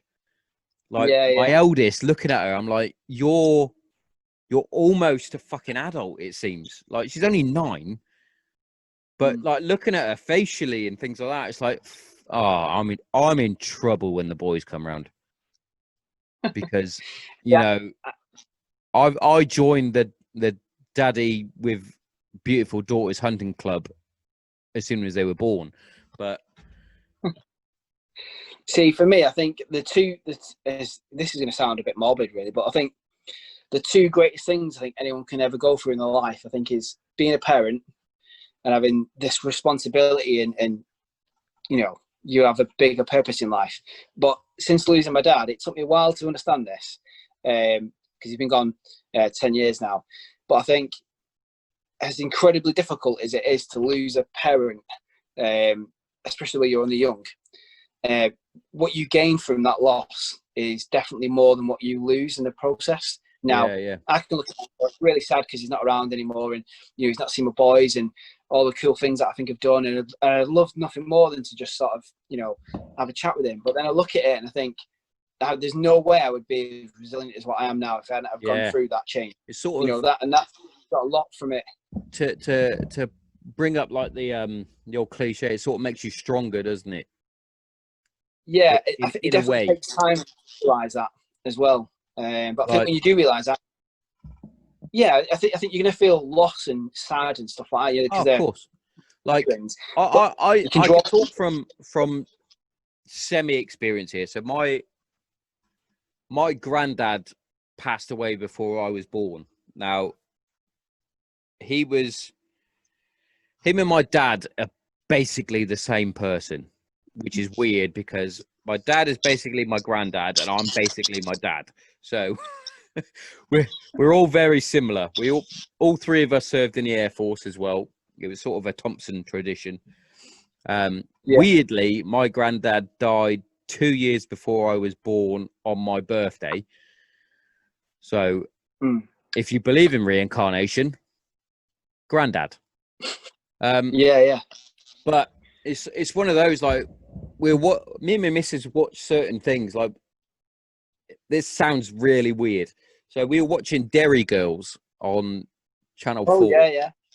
And they're from, obviously, Derry, London Derry. And they were talking about going to Belfast. So I was like, oh, so they're obviously sort of Northern Ireland.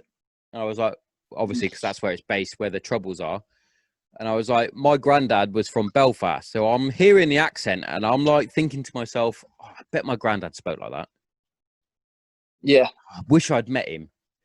I wish I could show him, I wish I could show him his great granddaughters. I wish, I'm sure my dad thinks the same. Like, he wishes that he met me and my brother. Well, I did, to be fair, he did meet my brother. Yeah. My brother's the oldest grandson, but only as a baby. And then you're like, and there's so many things that are untold and unsaid within, like, the Thompson family, my family. Yeah. That we need to find out. And I've said it a couple of times on the podcast. My granddad has got a BEM, British Empire Medal. Do any of the fuckers know what he got it for? No. Yeah. I was like, my dad even he sent me a text. He was like, could you find out what it is? I was like, yeah, I know what it is. And he was like, what is it? And when he got it, it's an Act of Valor medal. It's like the Victoria Cross and the Military Cross. It's similar sort of thing. I was like, it's not given anymore because obviously we don't have the British Empire. He was like, oh. I was like, yeah. So what did he do to get a fucking medal for an Act of Valor? Oh, he never talked about it. Did nobody ask him the fucking questions? Obviously not, because back then he would have gone doing my job. Yeah. Definitely, I've just gone France. Yeah. I mean, like, for me, I see it from a similar side. As like, I look at it and I speak to my brother a lot about this because he's got a little boy as well, and we kind of look at it. I grew up doing like sailing, walking, all this cool stuff. And I look at it and I think, God, man, that's the one thing that I do miss, is that my boys' lives would be not completely different, but they would be very different in the fact that they would have also done a lot more than what they do now as well. Yeah. It'd be like, oh, granddad's going to take you out and things like that. Yeah.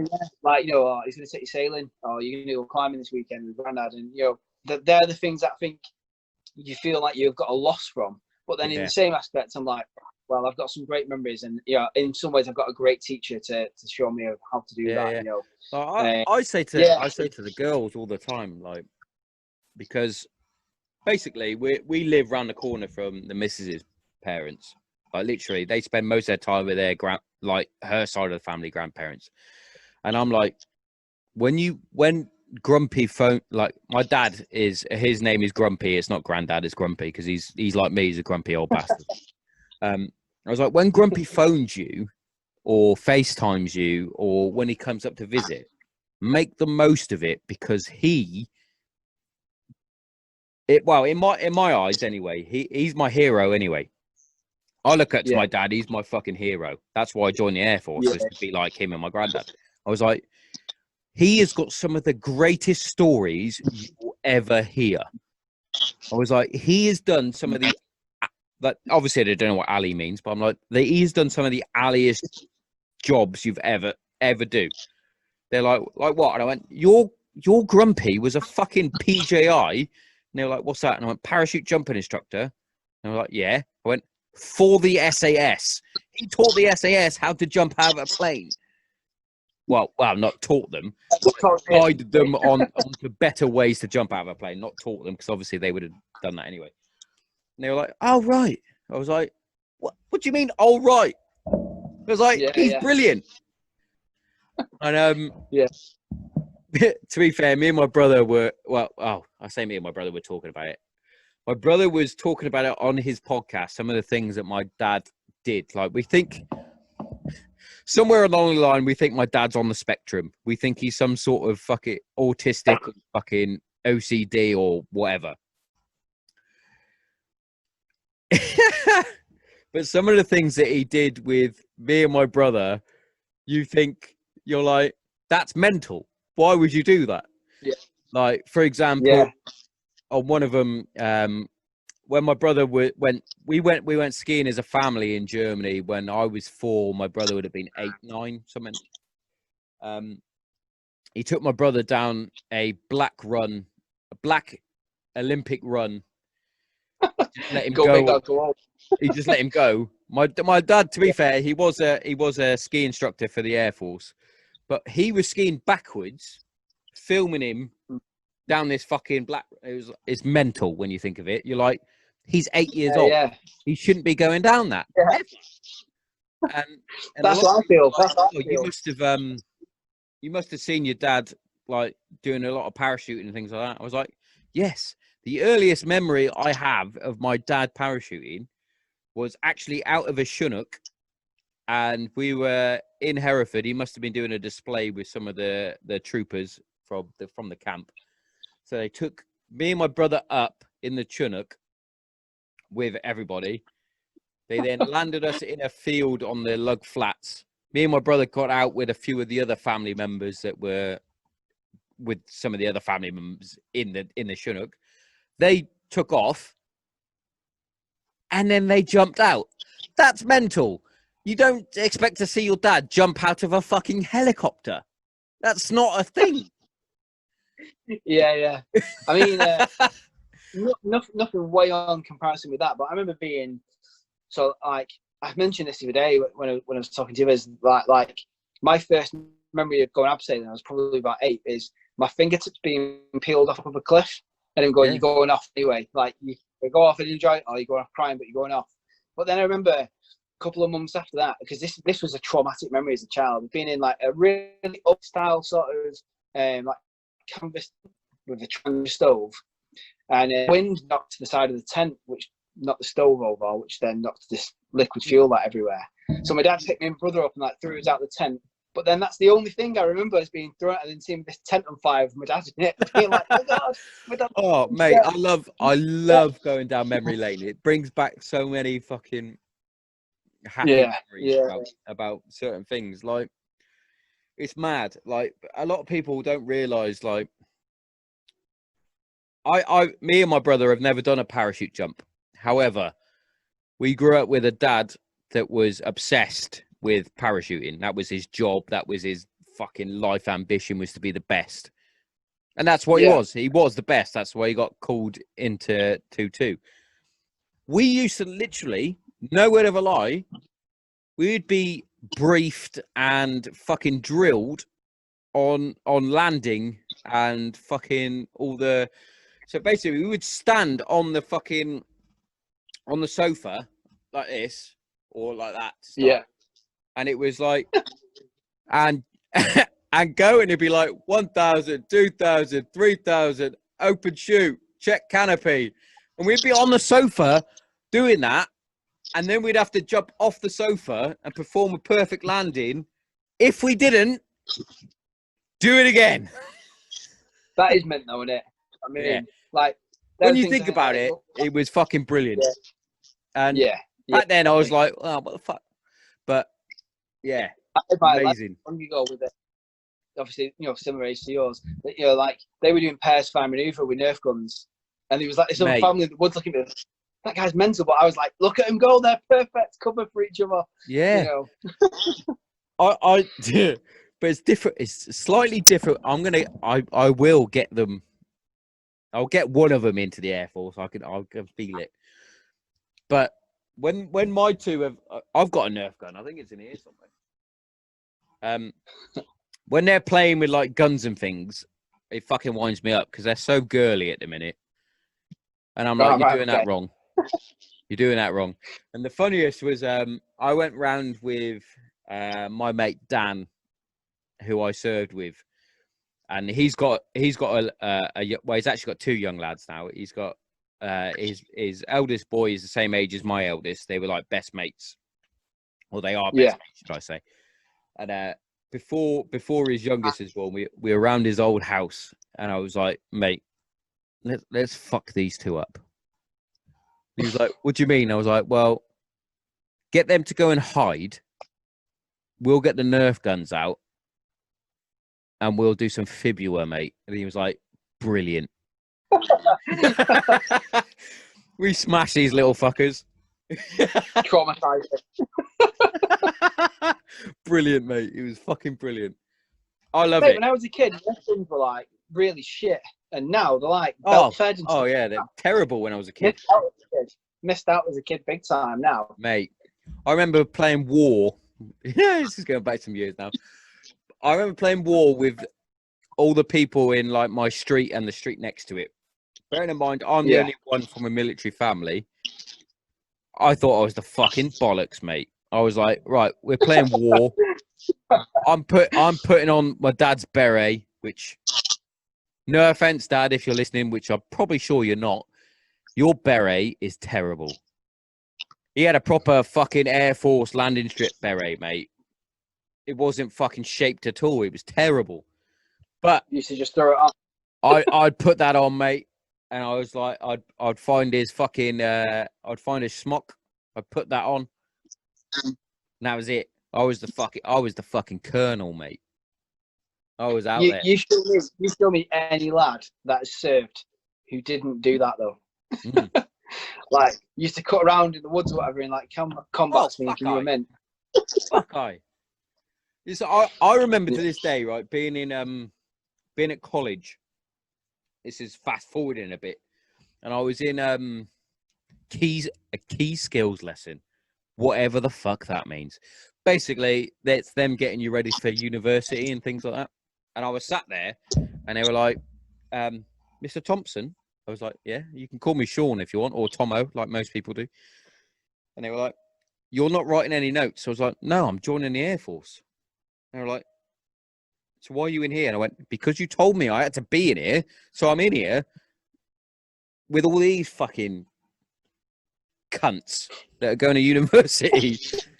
And they were like, oh, right. When are you joining the Air Force? I went, as soon as I've passed this shit.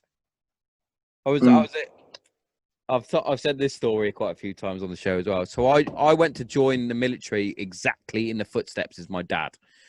So I did a BTEC in sports and exercise science because I thought that would help me become a PTI. Did the aptitude test. Apparently I'm thick as shit. So I didn't pass. So I was like, with the Air Force, you can go in straight as a PTI. You don't have to. Oh, okay. Yeah. The Air Force is the only trade where you can go in.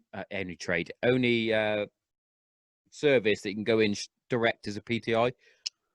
So that was my goal. Because sports, exercise, I was always a PT instructor. I was always into my sports. That was my goal. Follow in the dad's footsteps solely. Failed it twice by 1 mark. And they went, oh, would you like to see your other options? I was like, yeah, go on then. Really deflated and upset.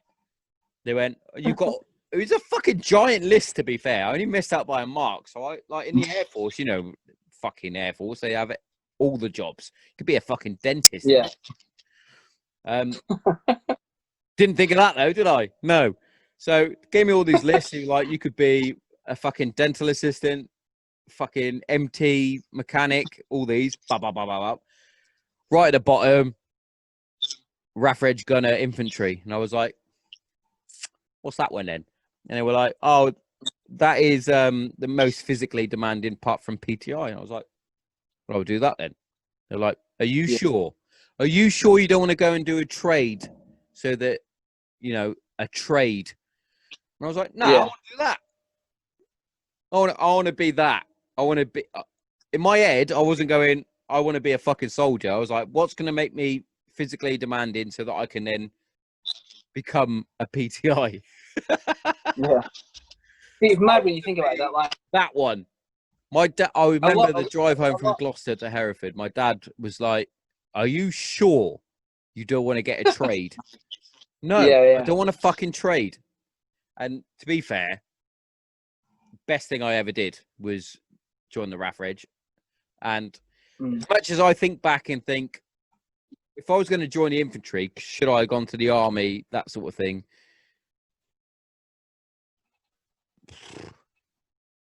You could think, yeah, but I fucking loved it, mate. I loved at the time. I probably didn't enjoy it as much as looking back on it, and I'm like, that's brilliant. You never do so, do you, with anything really? I mean, like I remember, so I was kind of like dragged to college, kicking and screaming because I wanted to just go in the forces. By this point, I was like, I'm going. My parents weren't stopping me, but they were like, we want you to be a bit older. You'll have a better time. Now, I am glad that I went in when I was like 18. Like, really glad about that. I joined when I was 20. Yeah, but a lot has to be said, I think, for your recruiter that you meet.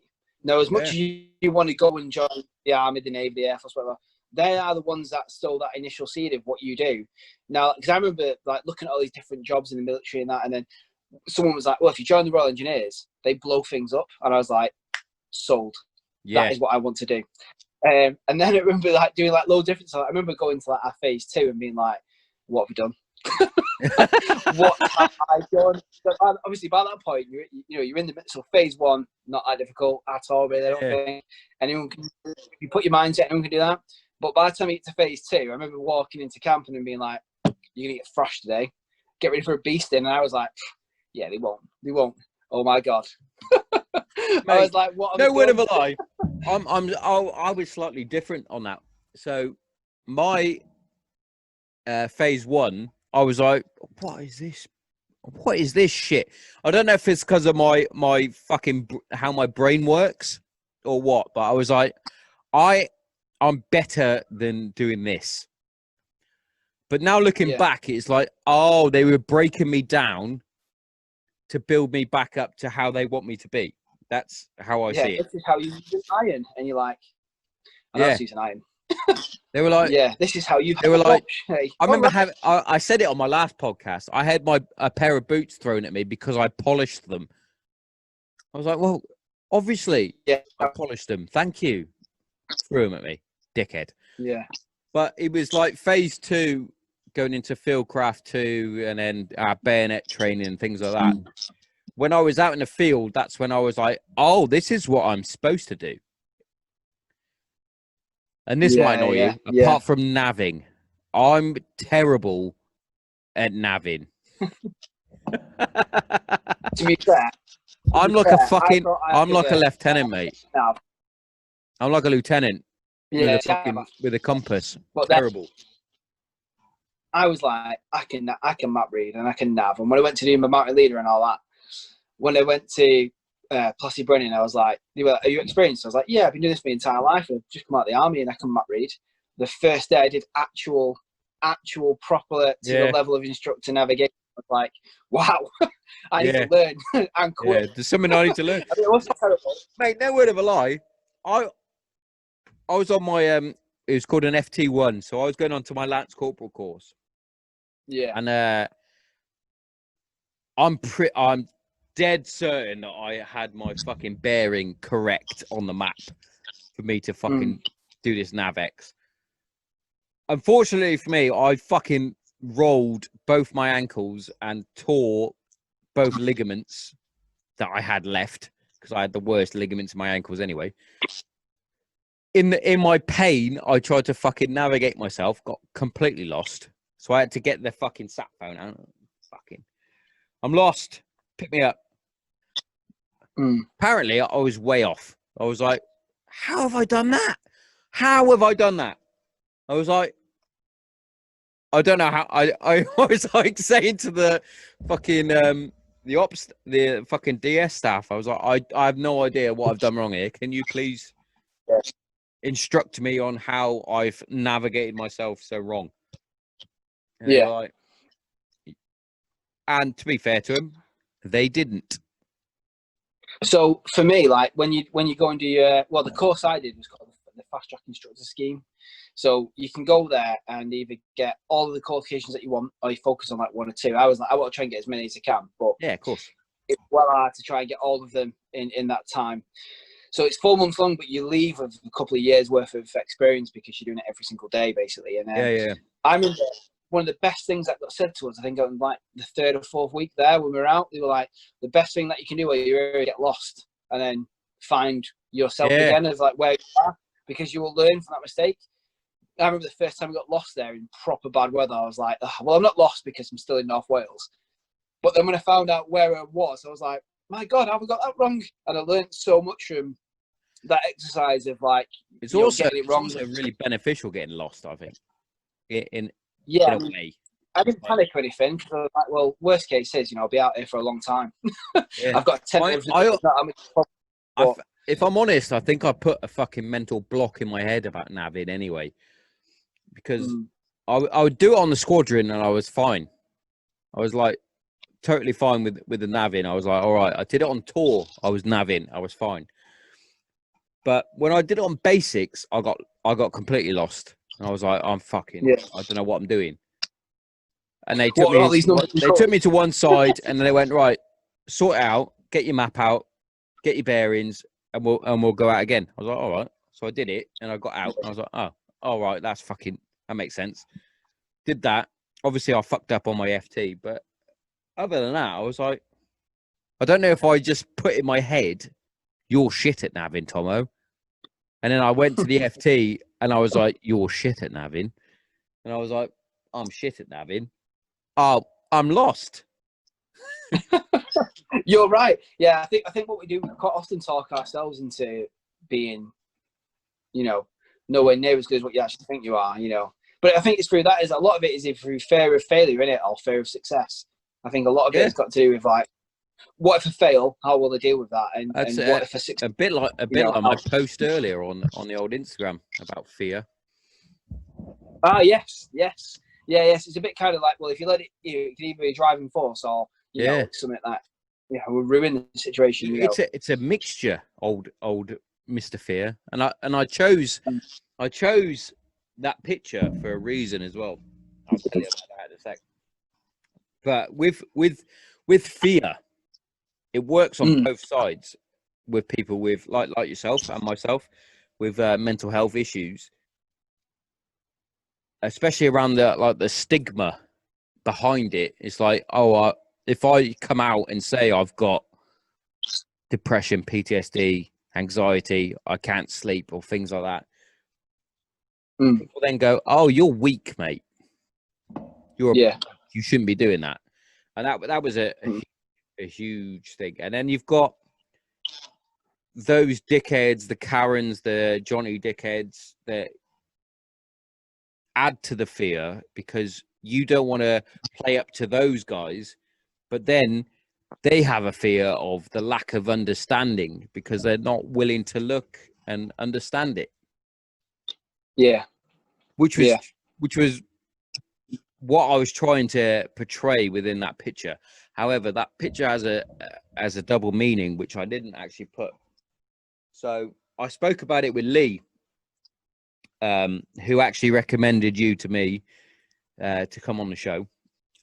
Cheers, Lee. Yeah, mate. Seriously, I had that conversation with him, and I was like, "Are we best mates?" By the way, because I feel like I'm yet to meet him in person, but what a top bloke! Yeah, what a top bloke! I was having a chat with him, and I was like, "I feel like I've known you all my life." He's ace, isn't he? Yeah, but I was talking to him about my my sleep apnea that I have every now and then, which is the sleep paralysis. And he Right. was like, Okay. "Oh, I've never." He was like, "I've heard of it, but I don't know what it is." I was like, "Well, basically, it comes in. It's unique to the person, obviously."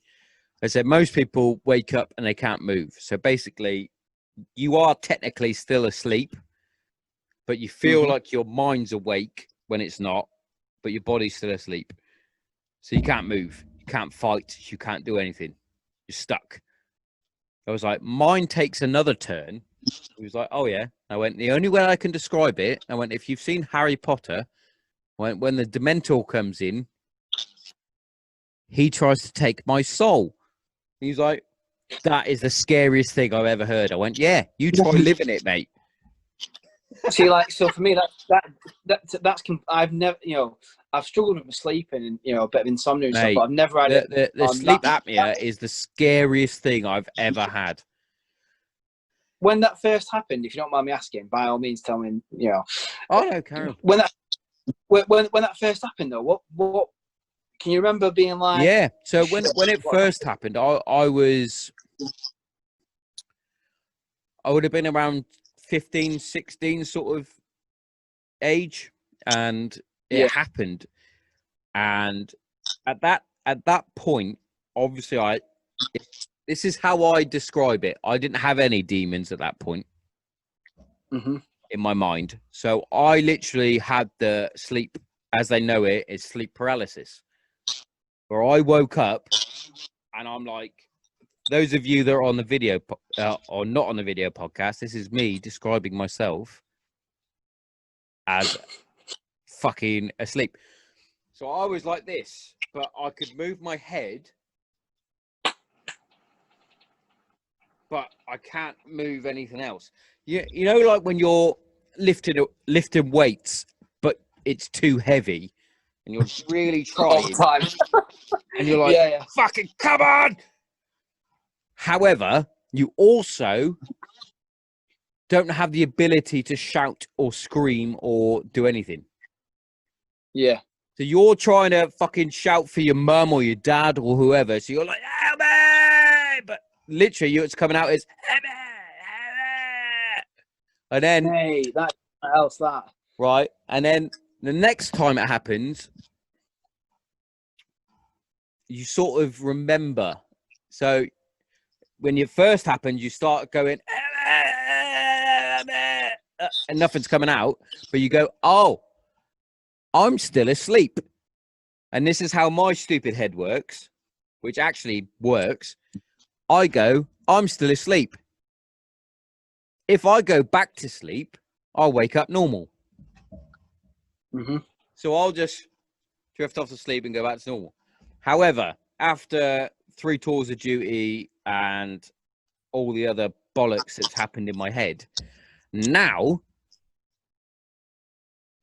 I get the same fucking can't move, but Mr. Dementor, that's the only way I could describe him, comes through the bedroom door and hovers above the bed, then then my chest gets tight and I can't breathe. And the only way I describe it as is he's trying to take my soul away.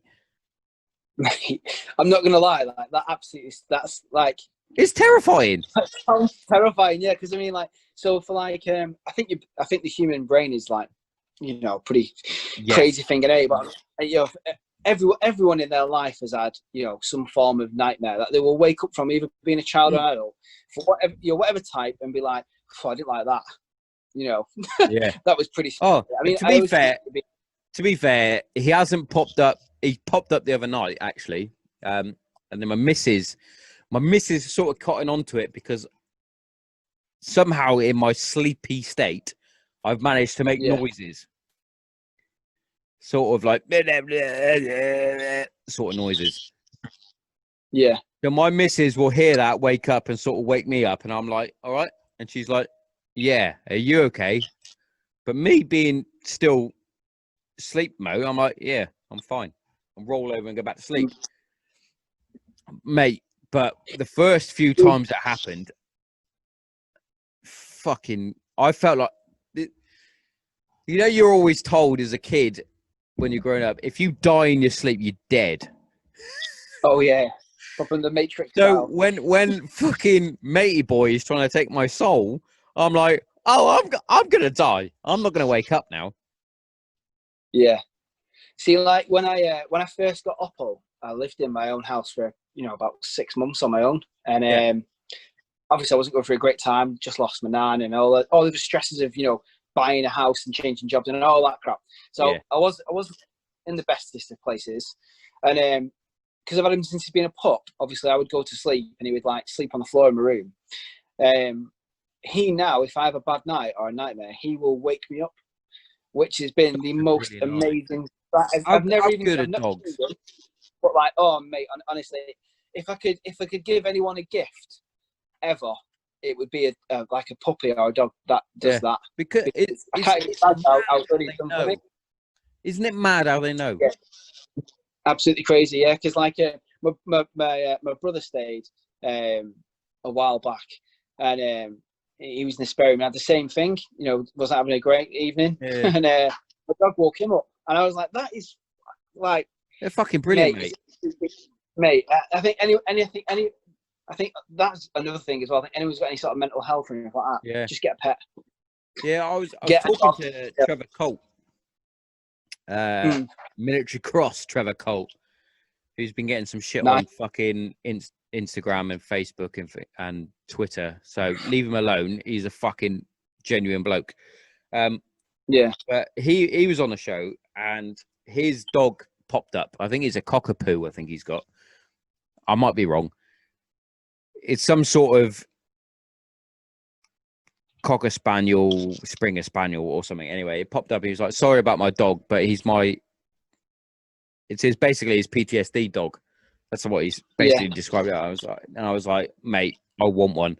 He was like, you need to get one. I was like, I honestly think that I do need to get one.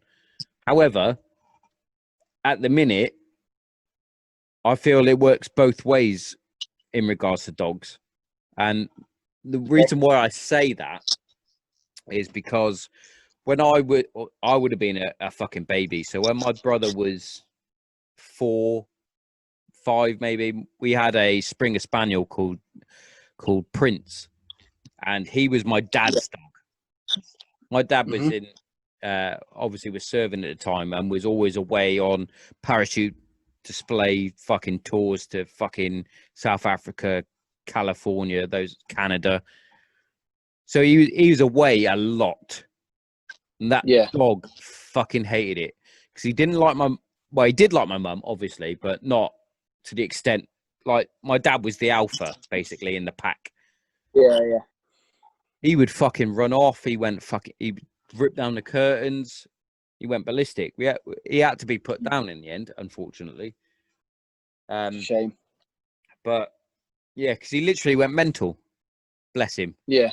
But yeah, we made up for that though with my dad's new dog. I say new dog. He's an old boy now. He's about 13. He's about the same age as your other dog.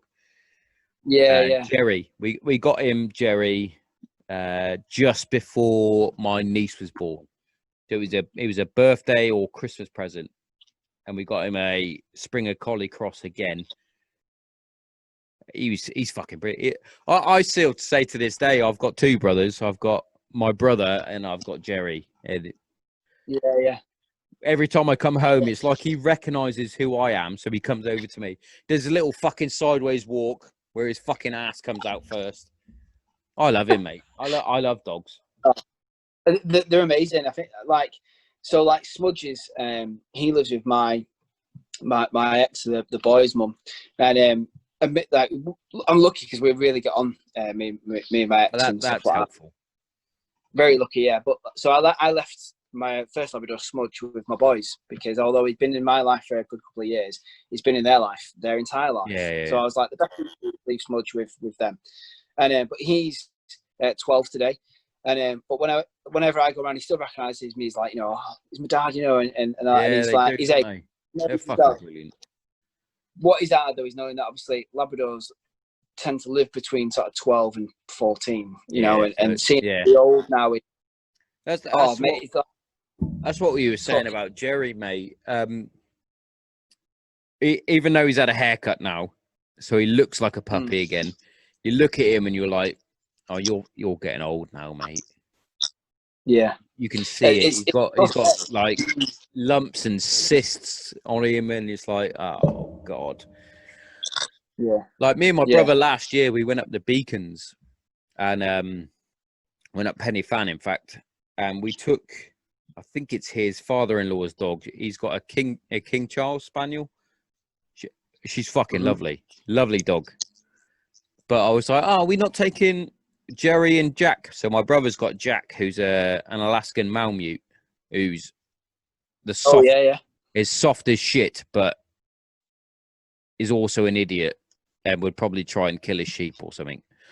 So we left Jack and Jerry at home, and we took up I can't remember the fucking dog's name is, but it doesn't matter. Took them up, and I was like, oh, why couldn't we take Jerry up? And he was like, mate, I don't think he'd make it up there. He's like, I still remember Jerry is like sort of a pup where I'd take him out for a run, or I'd take him down the quarry and just batter fucking tennis balls for him. And then and he would like not be knackered. You'd get him home and you're like, you're still fucking full of energy. Yeah, like the only way you'd knacker him out is take him swimming. We'd take him to the river and just fucking throw a tennis ball in, and you'd get knackered that way. Other than that, not knackered ever. Yeah, see, like I look at Oppo now, and although he's only 2, you know, he's a pup still. I look at him, and he's been mint. You know, the time I've had him, he's been amazing. But I'm almost like, as much as I love him to bits, I'm almost like, oh man, the day that he's in here, you know, that is. I remember I went to Iceland for my birthday, so we put him into the kennels. The people who got him from the breeders have got dog kennels as well, so luckily he can go back and stay with them, which is great. He went and stayed there, and that's the first time since having him in a year that I came home and he wasn't in the house when I got home. Mate, it broke me. It, like, horrible, isn't it? I'm quite an emotional guy, I think, but that properly, like, mate, wow. I am fully the most emotional person in the world now. I never used to be. I used to be, as my missus would quote, dead inside. But I've always got little things that sort of set me off, and obviously dogs is one of them. But we made the choice of obviously not getting a dog because of my shifts, because to be fair to the missus, she understands that if we got a dog, it would not only listen to me, but would be my dog. It'd be my dog. So we're not going to do that because I work 12-hour shifts. I'm not at home. It's not fair. Which I was like, if I get a fucking 9-to-5 job or something like that, or if I could take it with me to work, I went, I'm getting a dog. But I got outnumbered, obviously, because I have 3 girls in the house. So we got a cat. We got Blossom. And when I got Blossom, I was like, I fucking love that cat. And I know she loves me. Even though cats are predominantly cunts and don't fucking... They're pretty wild, aren't they? They can't do what they want. And apparently, so I've been told, the reason why cats and humans don't really get on as well is because they're very similar. For example, if I was stroking your beard, you'd like it for a little bit, but after a while, you'd be like, get the fuck off me. Yeah, to be fair, do you know how many people have gone, yeah, mate, can I touch your beard? And I'm like, a bit weird that. I'm just kind of on my face. Yeah, exactly. And it's like, the cats are the same. They're like, yeah, you can stroke me, tickle me behind my ear for a minute. All right, that's enough. Fuck off. Yeah, exactly. Yeah. I'd kind of be like, go on then, under the chin, and then be like, right, get off. But I love that cat, and I know with cats, I know a lot of people are like, whatever, cats are, as I quote, cats are cunts. I know she loves like me and my kids. Yeah, she's scratched a couple of times, but she's a fucking cat. Of course she is. She's a fucking wild animal. But when she usually lies on my bed. So I'll go upstairs and she'll literally curl up in a ball and then she'll show her belly, which means she wants her belly rubbed. And I'm like, I looked into that, and that's because they trust you and want you to be like, or whatever. They want to fucking tickle, obviously. Yeah. But if they don't, if you go to tickle their belly and they scratch you, that's because they don't trust you and they don't like you. Yeah. But Yeah. she's been part of the Then family you've got long enough. She he'll fucking knows keep the gen, mate. She knows the gen. She knows who the alpha cat is in the house. It's the long-haired colonel, mate. It's the missus. It's not me. Yeah. It's the fucking boss. Yeah, man. Fucking brilliant, though, pal. Fucking animals are brilliant, Oh, mate. mate. Definitely. Especially dogs. And I was watching a thing on Ricky Gervais talking about dogs, and he was like, "They're just brilliant. They're better than humans." Yeah, yeah. Well, they are. He was like, because I don't think he actually owns a dog, but he loves them because obviously he had them in afterlife and things like that. Yeah. And he was like, when he goes for a walk within in the parks in London or Central Park in New York, wherever he's living, he's like, he'll go up and he'll stroke the dogs, and it's like the owner and the dog, they're like, he's now part of that dog's life now. He knows their names.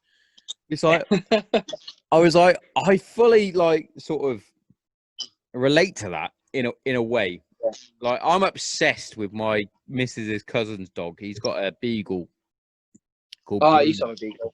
and I fucking love him. Like, Big dogs.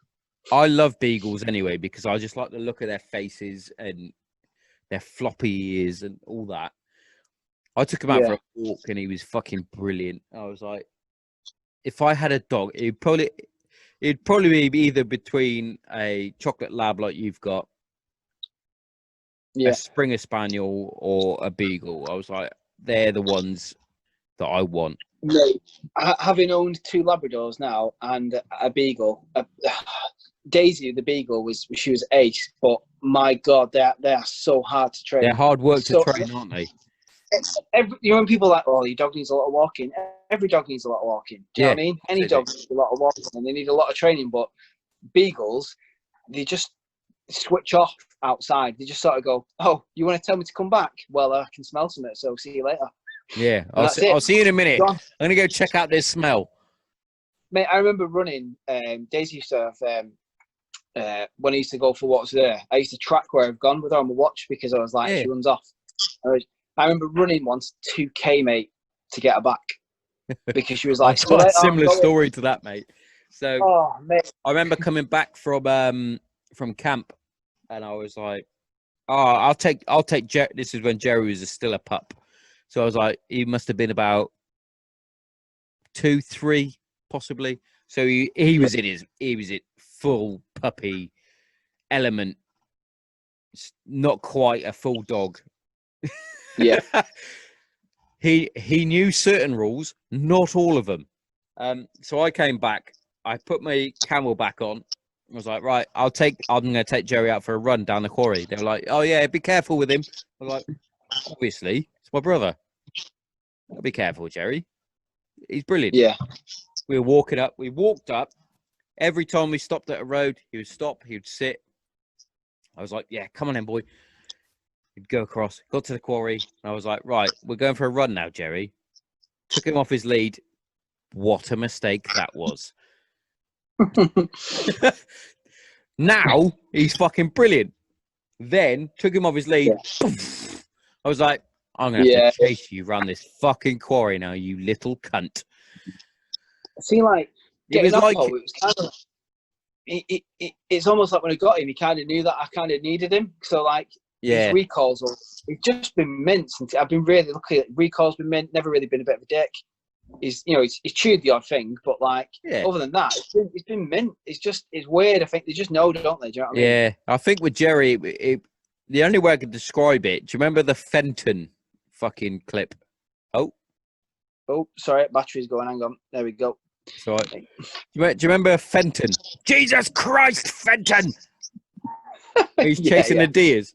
That was the only thing I can describe that day with Jerry when I took him off his lead on the quarry, because he was going into football pitches, ruining football matches. And there's me going, Jerry! Jerry!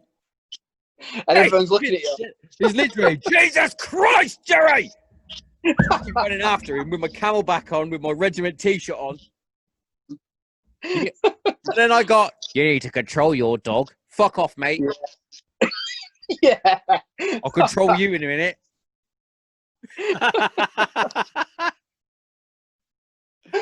Oh, mate. Yeah, no. Mate, I've got to ask you quickly before before we stop this one. You got the old Sin Eaters tattoo?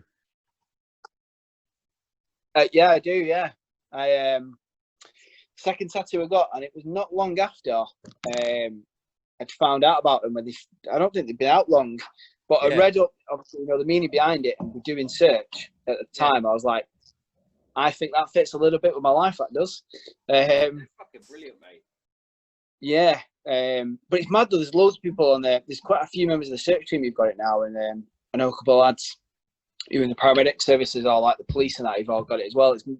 I think it's ace that is, I think what he's done as a brand is great, but I think it's like the community side of it is that what he's done. Yeah, it's definitely good. I was thinking about getting one, if I'm honest.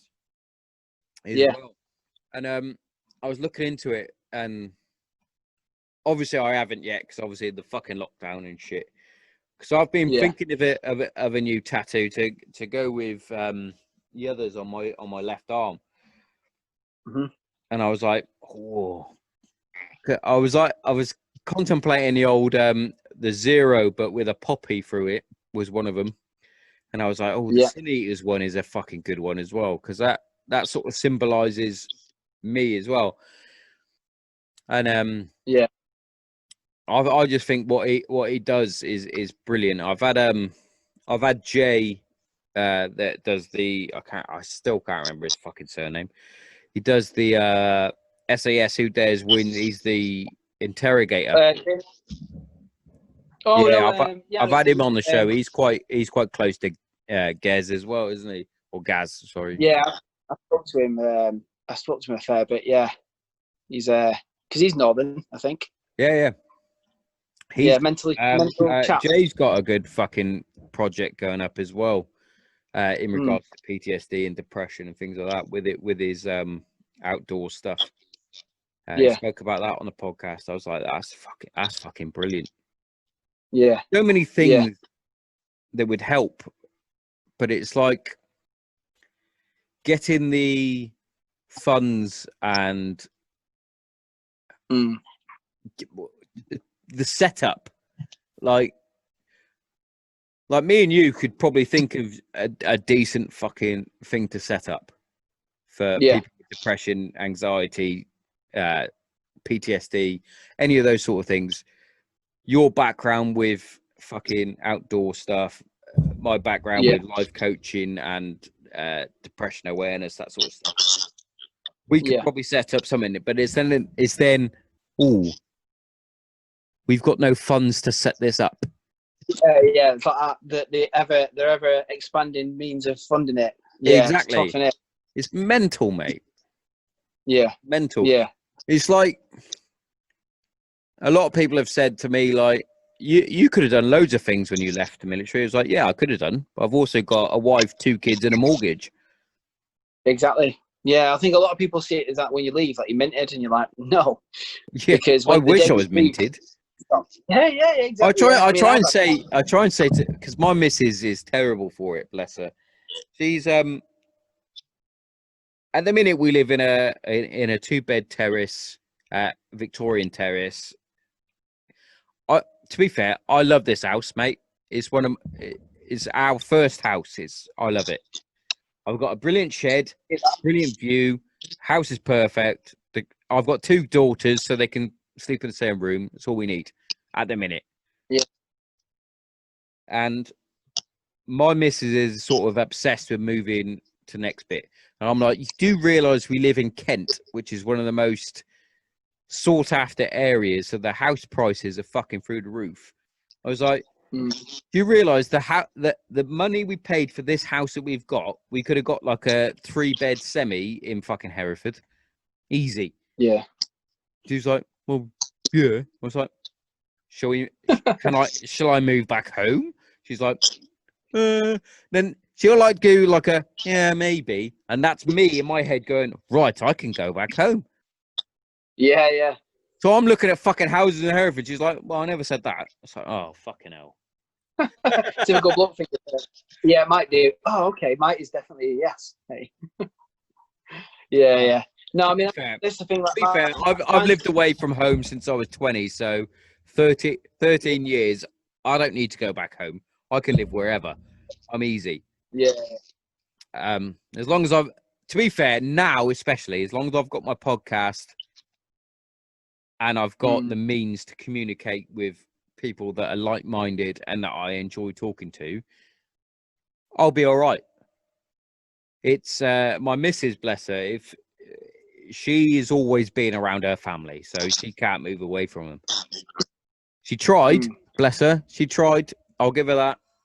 She moved to Bury St Edmunds when I was serving, so she moved into the Married Quarters, and she wasn't the same person. I could see it. She could see it. And that's when my decision was made from myself. I was like, I can't do this to her. Yeah. That was me. She didn't even realise that I put my papers in. I was like, I can see that my marriage, my kids is more important than my job at that point. Like, she knew full well that the Air Force was my dream. That was my dream. My goal was to be in the Air Force. And basically, I was a lifer. I've even got a fucking regiment tattoo on my arm and everything. I was a lifer. I was a 22-year plus. Yeah. And then when I saw my missus that depressed, I was like, that's more important. Yeah. I think within the military itself, I think a lot of people don't see that and don't recognize. Yeah. And it's that's quite why there's such a high divorce rate, high divorce rate within the military. Yeah. Is because it's like I've seen many a sign that says home is where the Air Force takes me, or the Army takes me, or the military takes me, Navy, whatever. And it's like, well, no, that shouldn't be life unless your missus or Mister wants that. It's not going to work. Yeah, exactly. Yeah, you ask a lot from me. Obviously, when I was married and I was, serving, it's only looking back now. I think, God, man, it's quite a selfish job, really, because you're doing what you've got, and you're going, oh, well, you're going to follow me around. Yeah, I honestly don't think that the military understand that. No. Well, I've said it loads of times. My missus, when I went to Kandahar, we weren't married at the time, but she was my next of kin because we were engaged, and she was pregnant. I was like, I would check in with her at that moment in my career. I was inverted commas, because Rav Reg and people will probably moan at me. Inverted commas, I was front line. I was out of the wire. I was doing op bomber. I even had a corporal pull a wire out while I was confirming on ID. That all that sort of thing. So I was out and about. I was fucking rocket attacks, all that sort of lovely jubbly stuff. Yeah. I very rarely think that she got a welfare check from the squadron at all. Yeah, because you're not married. Because I'm not married. It's like, hang on a minute. Yeah. She's pregnant with my firstborn child. Yeah. And it's little things, mate. Little things go a long way, right? So the squadron always did something for someone who got either married or had a baby as the big things. When I got married, I got fuck all, standard. But before that, so we had Jess before I got married, and so we had Jess, and we're supposed to get a fucking bunch of flowers or something from the squadron to say congratulations. Didn't get anything like that either. It's like, hang on a minute. Yeah. Fucking Sergeant Dickhead got all sorts. Is it because I'm a fucking an SAC nobody that I got nothing? It's like, yeah, fuck off. And it's like, I think if she had more support from the regiment, the squadron, and that sort of thing, I think I would have probably stayed in longer. Like, when I look back on my dad did 22 years. And from what I've been told, yes, he was away a lot. But whenever my dad was away, all the military wives, all the community, they all got together. So my mum was all right. Or so I think. So it was perceived, should I say. Yeah. But it's mad because my dad only went to like fucking California. Jump out of an airplane for a living. He basically had an adrenaline rush and then got on the piss. I went to fucking Afghanistan and Iraq, and my missus got fuck all. Yeah. It's mad. It's mad, yeah. I mean, because I saw deployment from two sides. So I saw it from me being deployed, but then I saw it from a family point because I saw my brother deploy. And mate, what your family go through, you don't see it as a serving lad, and like, of course not. It was horrible. So I've got a guy that's reached out to me the other day. In fact, he's a bloke I served with within the regiment. He was on a different squadron to me to start with, and then I think 2 squadrons integrated on the last orbit. That doesn't matter. They were quite known within the regiment because they were in the paper and all that sort of thing. They were known as the Brown Fire Team. So basically, there was 4 of them. So you had the dad, who was a flight sergeant or staff sergeant, colour sergeant, whatever you want to call it in the army. Then you had the eldest brother, middle brother, and the youngest brother. They all joined up, and they all served at pretty much similar sort of times. The dad was on the training flight doing whatever he wanted to do. The one brother was on one squadron, and the other 2, I think 2 brothers ended up on one squadron. One ended up on 15 squadron, which is mine, which is Sam, which is one of my closest mates. But during the last deployment that I did to Bastion, I'm pretty sure that all 3 brothers were out in Afghan at the same time. Yeah. I was like, that's unreal, that. I was like, fucking hell. Can you imagine? I don't think they're on the same sections or platoons as each other, but it's like, can you imagine if they all went out at the same time? It's like fucking Saving Private Ryan. Yeah. I mean, like, I would have loved to have been on tour with my brother, but mate, that would have been next level stress, that, for everyone, including me. Of course it is. You know, I used to say to the missus all the time, like, if she had bad news, like a couple of times she had like some bad news when I was in Iraq and Afghanistan, I was like, can you just save that until I come home? And she's like, why? And I was like, and I pulled out a quote. I can't remember where I think it's from the TV program The Unit. I don't know if you've seen that. Probably not. It's all right. It's American bollocks, but it's like, oh, that's easy to watch. But anyway, they come out with the quote, and a distracted soldier is a dead soldier, which is, when you think about it, is true. So usually at the start of tour, you're vulnerable to IEDs, small arms, that sort of thing, because you're not really focused on the task. And at the end of the tour, exactly the same, because you're focusing on going home. Or if you get some bad news from your missus, your family, or whatever, you're thinking about something else, you're not doing your drills correctly, that sort of thing. So I always said to her, I went, you can't tell me too much, because if I go out distracted and I'm doing a fucking hot bomber and I miss something,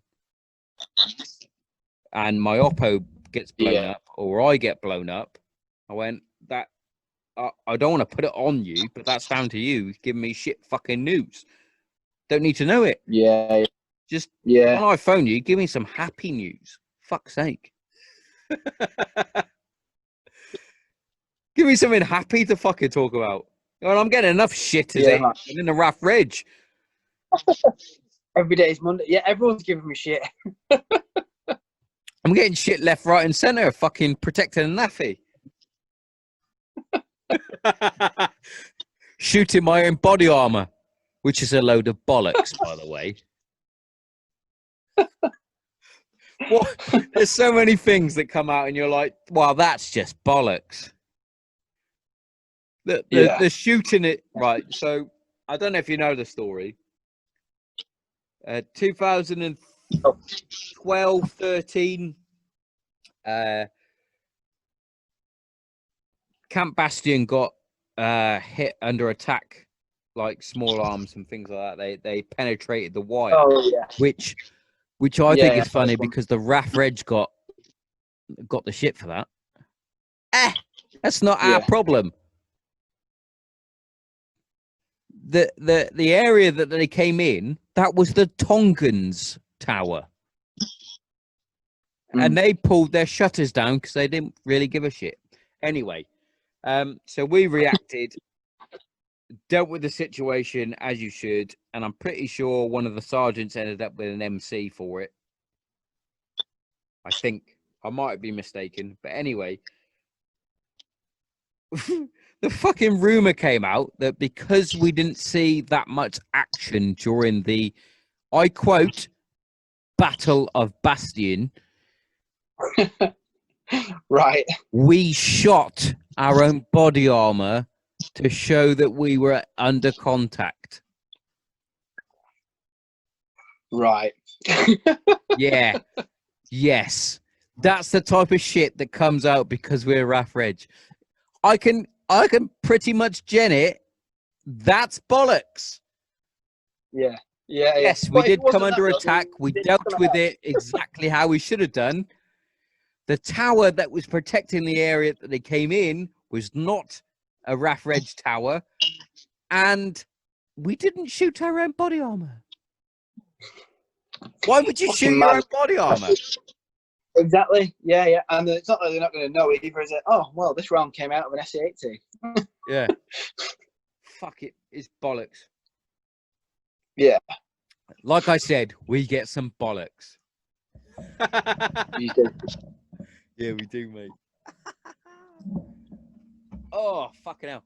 So what's the plans for you then over the next few days? Anything good? Yeah, so Friday night I'm off to the Lake District for the weekend. So I've got a recce for the upcoming Lakota trip. That's in 2 weeks' time. So this weekend coming up in the lakes. The following weekend I'm hopefully shooting if all goes well, and then the weekend of that, then it's the Lakota trip. So all of the team members are coming together. I'm running a bit of an event. That's fucking brilliant. Yeah, and then it'll be good really because this. Lake District is you said that you did say the Lake District, didn't you? Yeah. It's fucking lovely there, mate. The only memories I've got of the Lake District is I went to Lake Windermere. Yes. When I was at college. Fucking such a brilliant trip, mate. I learned to I learned everything. I learned to sail. I learned to fucking kayak. I was jumping off that random island in the middle of fucking Lake Windermere. Jumped off that. That was fucking brilliant. Did you see the other week when I paddleboarded to an island on Coniston and then spent the night on it and then paddleboarded back? Yeah, only because I stalk you. Fucking sexy beard. The majestic beard. Yeah, so this weekend there'll be a quick recce just to check out a few different spots. Probably spend some time on the board on there because the weather's supposed to be good. And then and then wait for the trip. So I'm really looking forward to that because obviously there's a couple of teams that I haven't met before. So it'd be good to put some sort of, actual names to faces sort of thing. Yeah, yeah. Hey, But, I need to get involved in some of these things, but it's like Nate's more than welcome. every fucking person that I'm talking to, they're fucking miles away. I'm so far south, I might as well be France, mate. Yeah, it's yeah. horrible. Nah. But they'll signed up down. I can't lie. To be fair, right, I do love it round here. Like, there's a reason why it is known as the Garden of England. I do like it, but I need things to do out of my comfort zone. Like last year, it's pretty much almost a year. Me and my brother went up Penny Fan just for shits and giggles, and then we did a podcast. Fucking that night after getting really pissed, and it was a brilliant episode. That was actually a funny episode. This is before I realized how to do all the fucking editing and shit like that. So I used to do it on Podbean. Podbean would only do an hour and 50 minutes. No, an hour and a half. Otherwise, it would cut out. So I set my phone up, record, let's go. We did a 3.5 hour podcast that got cut down. So we literally lost fucking half of the podcast. But yeah, I love going up like I said, with my old man, we used to go up to the beacons. We'd go for a fucking ramble about. I remember the one time we went up the beacons. I must have been 8 or 9. My brother would have been about 12, 13, something like that. We slept out in the tents. I remember my dad snoring like fuck. I remember being in his old fucking slug sleeping bag. I was in that one, the old slug. But what me and my brother both remember the most was they must have been doing the hills phase on fucking selection, because we had a couple of blokes pop their head into our tent and basically ask which way they need to go. Obviously, they weren't talking to me because I was fucking 8 years old. I was like, what the fuck is this guy? My dad was like, fuck off with you. You need to go over the fucking that way. But yeah, I love all that. Me and my brother, right, we called it. So me and my brother have done a few random little trips. Did Fieldcraft. We called it Fieldcraft 1. So we basically went down the River Wye in Hereford on a rubber dinghy that we called the HMS DeLorean that we bought for 20 quid. 20 quid out of a fucking sports shop. Had a crate of beer. Went down the fucking River Wye, ended up in Waterford. Bivvied up. Fucking brilliant night. We ended up in the pub and just brilliant night. Fieldcraft 2, we went up the beacons, but it was the day before New Year's Eve. So 29th? 30th? What? I've got fucking too much whiskey. Anyway, day before Christmas Eve. New Year's Eve, sorry. And went up the beacons, and obviously the beacons decides whatever weather it fancies at the time, doesn't it? So we got there. Yeah. It was fucking lovely sunshine. Be like, brilliant. Next thing we know, it's fucking gale force winds when we're trying to put up the tent. That was fun. I managed to nick a couple of ration packs from my mate. So we managed to eat. And then the fucking next day, we took the dogs up the fucking beacons. Fucking wind was going, rain was going. But we had that much fucking lager and whiskey. We didn't give a fuck, mate. Yeah, brilliant. And I was like, I'm at my happiest when I'm doing shit like that. Like most lads going out in the field. And I was like, I love it. I love beavering up. Yeah. I didn't like being kicked for stag. No way. Bivvying up. Loved it. See, I like going out now thinking that there's so many people I know that would go out to do some of the stuff that I do and they would just fall apart.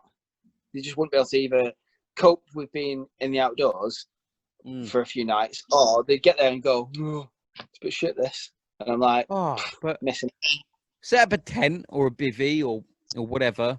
Probably a tent would probably be better for those civvy listeners. Get some fucking beers in.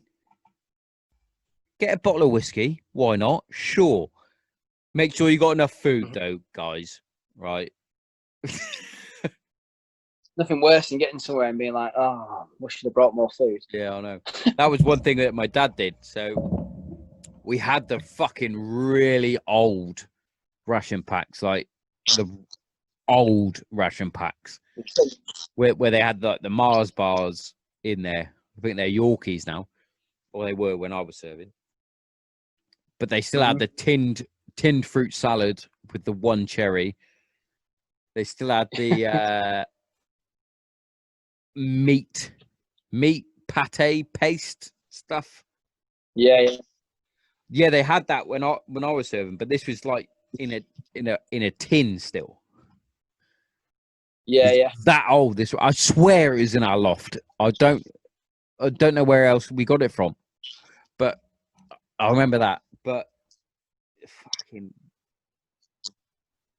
I remember we sort of ate it all, and he was like, "Let's go find a pub." So we literally walked to Brecon and had like fish and chips or something in a pub. It was brilliant. That's really good paste. Yeah, fish paste, mate. But I was like saying to the lads, like when a couple of me lads, I was like, fancy going. One of my mates does clay pigeon. He's got his own clay pigeon business. I was like, fancy going like Southampton and doing some clay pigeon. Like, oh, why? It's like, fucking lads. Yeah. Day. I was like, fancy going up the fucking Beacons? We can go up there then in a day, stay at my mum's or my brother's, go out on the piss in Hereford. I'm banned from a couple of nightclubs still, but doesn't matter. It's like I get itchy. It's like I want to go and walk up a mountain, and I know that. Or when we go back to Hereford and we go to the Beacons or something, I know that the girls won't make it up at the minute. They might. You will do it at some point, though. They will at some point. Yeah. Well, I'll definitely take them up there. Definitely, 100%. Like I'm itching to take them out camping, but it's Zero Alpha, the long-haired colonel, is like, they're not ready yet. It's like they fucking are. Just start small, innit? You know. Yeah. Start small, nice and easy, and then working out. I honestly think the girls would love it if I took them out camping and things. Yeah, they probably would. Yeah. I think the important thing is when you're working with, like, if they're your own children or you're working with like kids and stuff in the outdoors, is like you never push them too hard. And it's a lot easier to do. I think it's a lot easier to do when you're working with someone else's children than it is your own, because you'll stop before because you don't know the limits. Where your own, you're like, I do it all the time. So my girls do ballet, and the eldest does gymnastics, and we got my in-laws got her a balance beam and some mats for her birthday. So we've been taking them out to the park and things like that, so she can practice her cartwheels and fucking gymnastics shit. And I'm very limited on my gymnastics knowledge. Yeah, I'm all right with most sports, and gymnastics I'm okay with. Yeah. But I'm not a fucking expert. But I know certain things because I did it at college. That was like one of my modules that I had to do was gymnastics. So I'm there fucking trying to coach her. And I'm like trying to expect her to get it first time. And I'm like, why aren't you doing it? Do better. Yeah. And to be fair to myself with her gymnastics, every other sport, I'm like, oh, fuck it. Can't be bothered. You're not getting it. Can't be bothered. But with her gymnastics, because I can see that she's got a talent in it. Yeah. I'm like, right.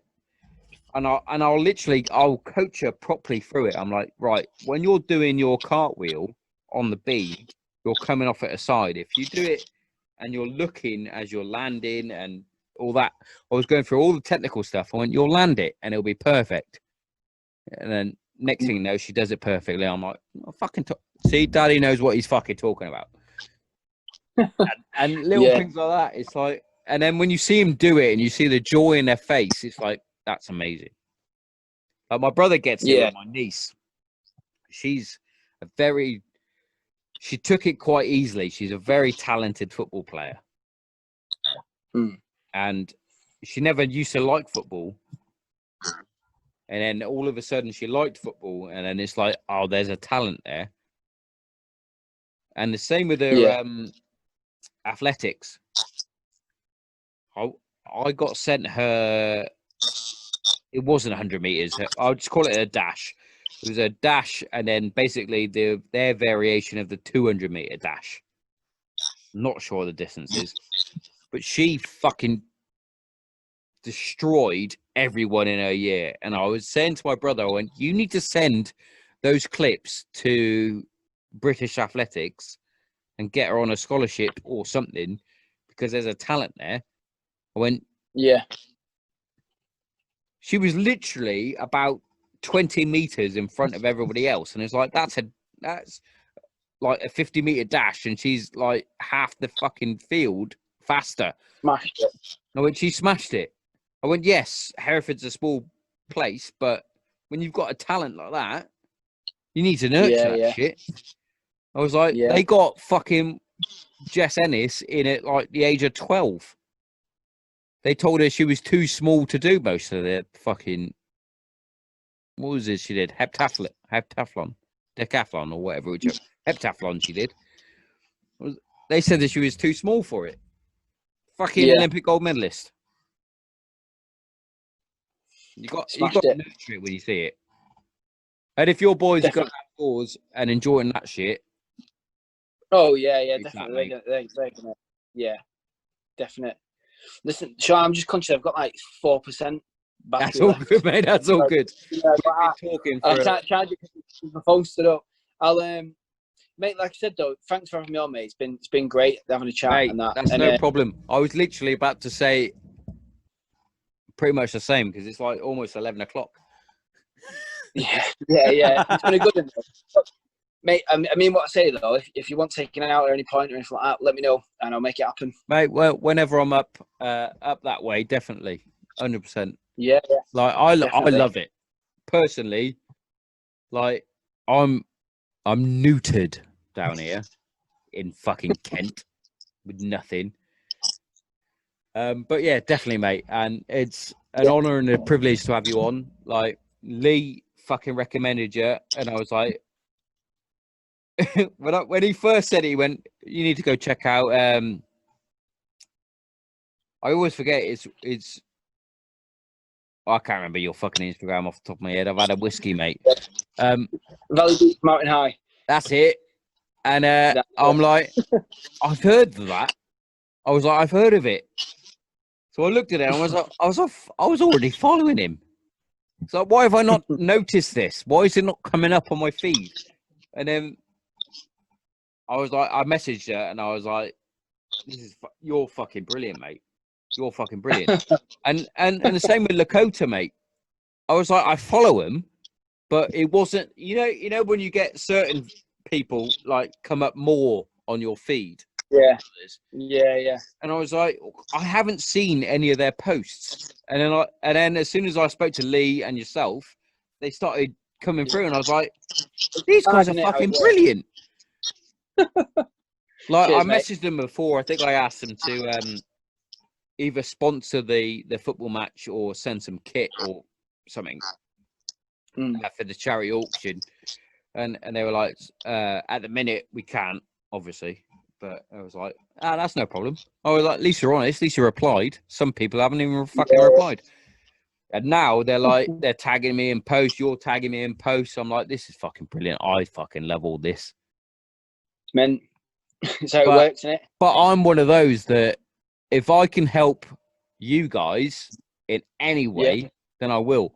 And if you guys can help me in any way, feel free. Like, yeah. If we're if you enjoy the show, what I talk about, or any of the fucking point of views that I have, fucking share away, follow it, fucking subscribe, fucking send me a fucking review.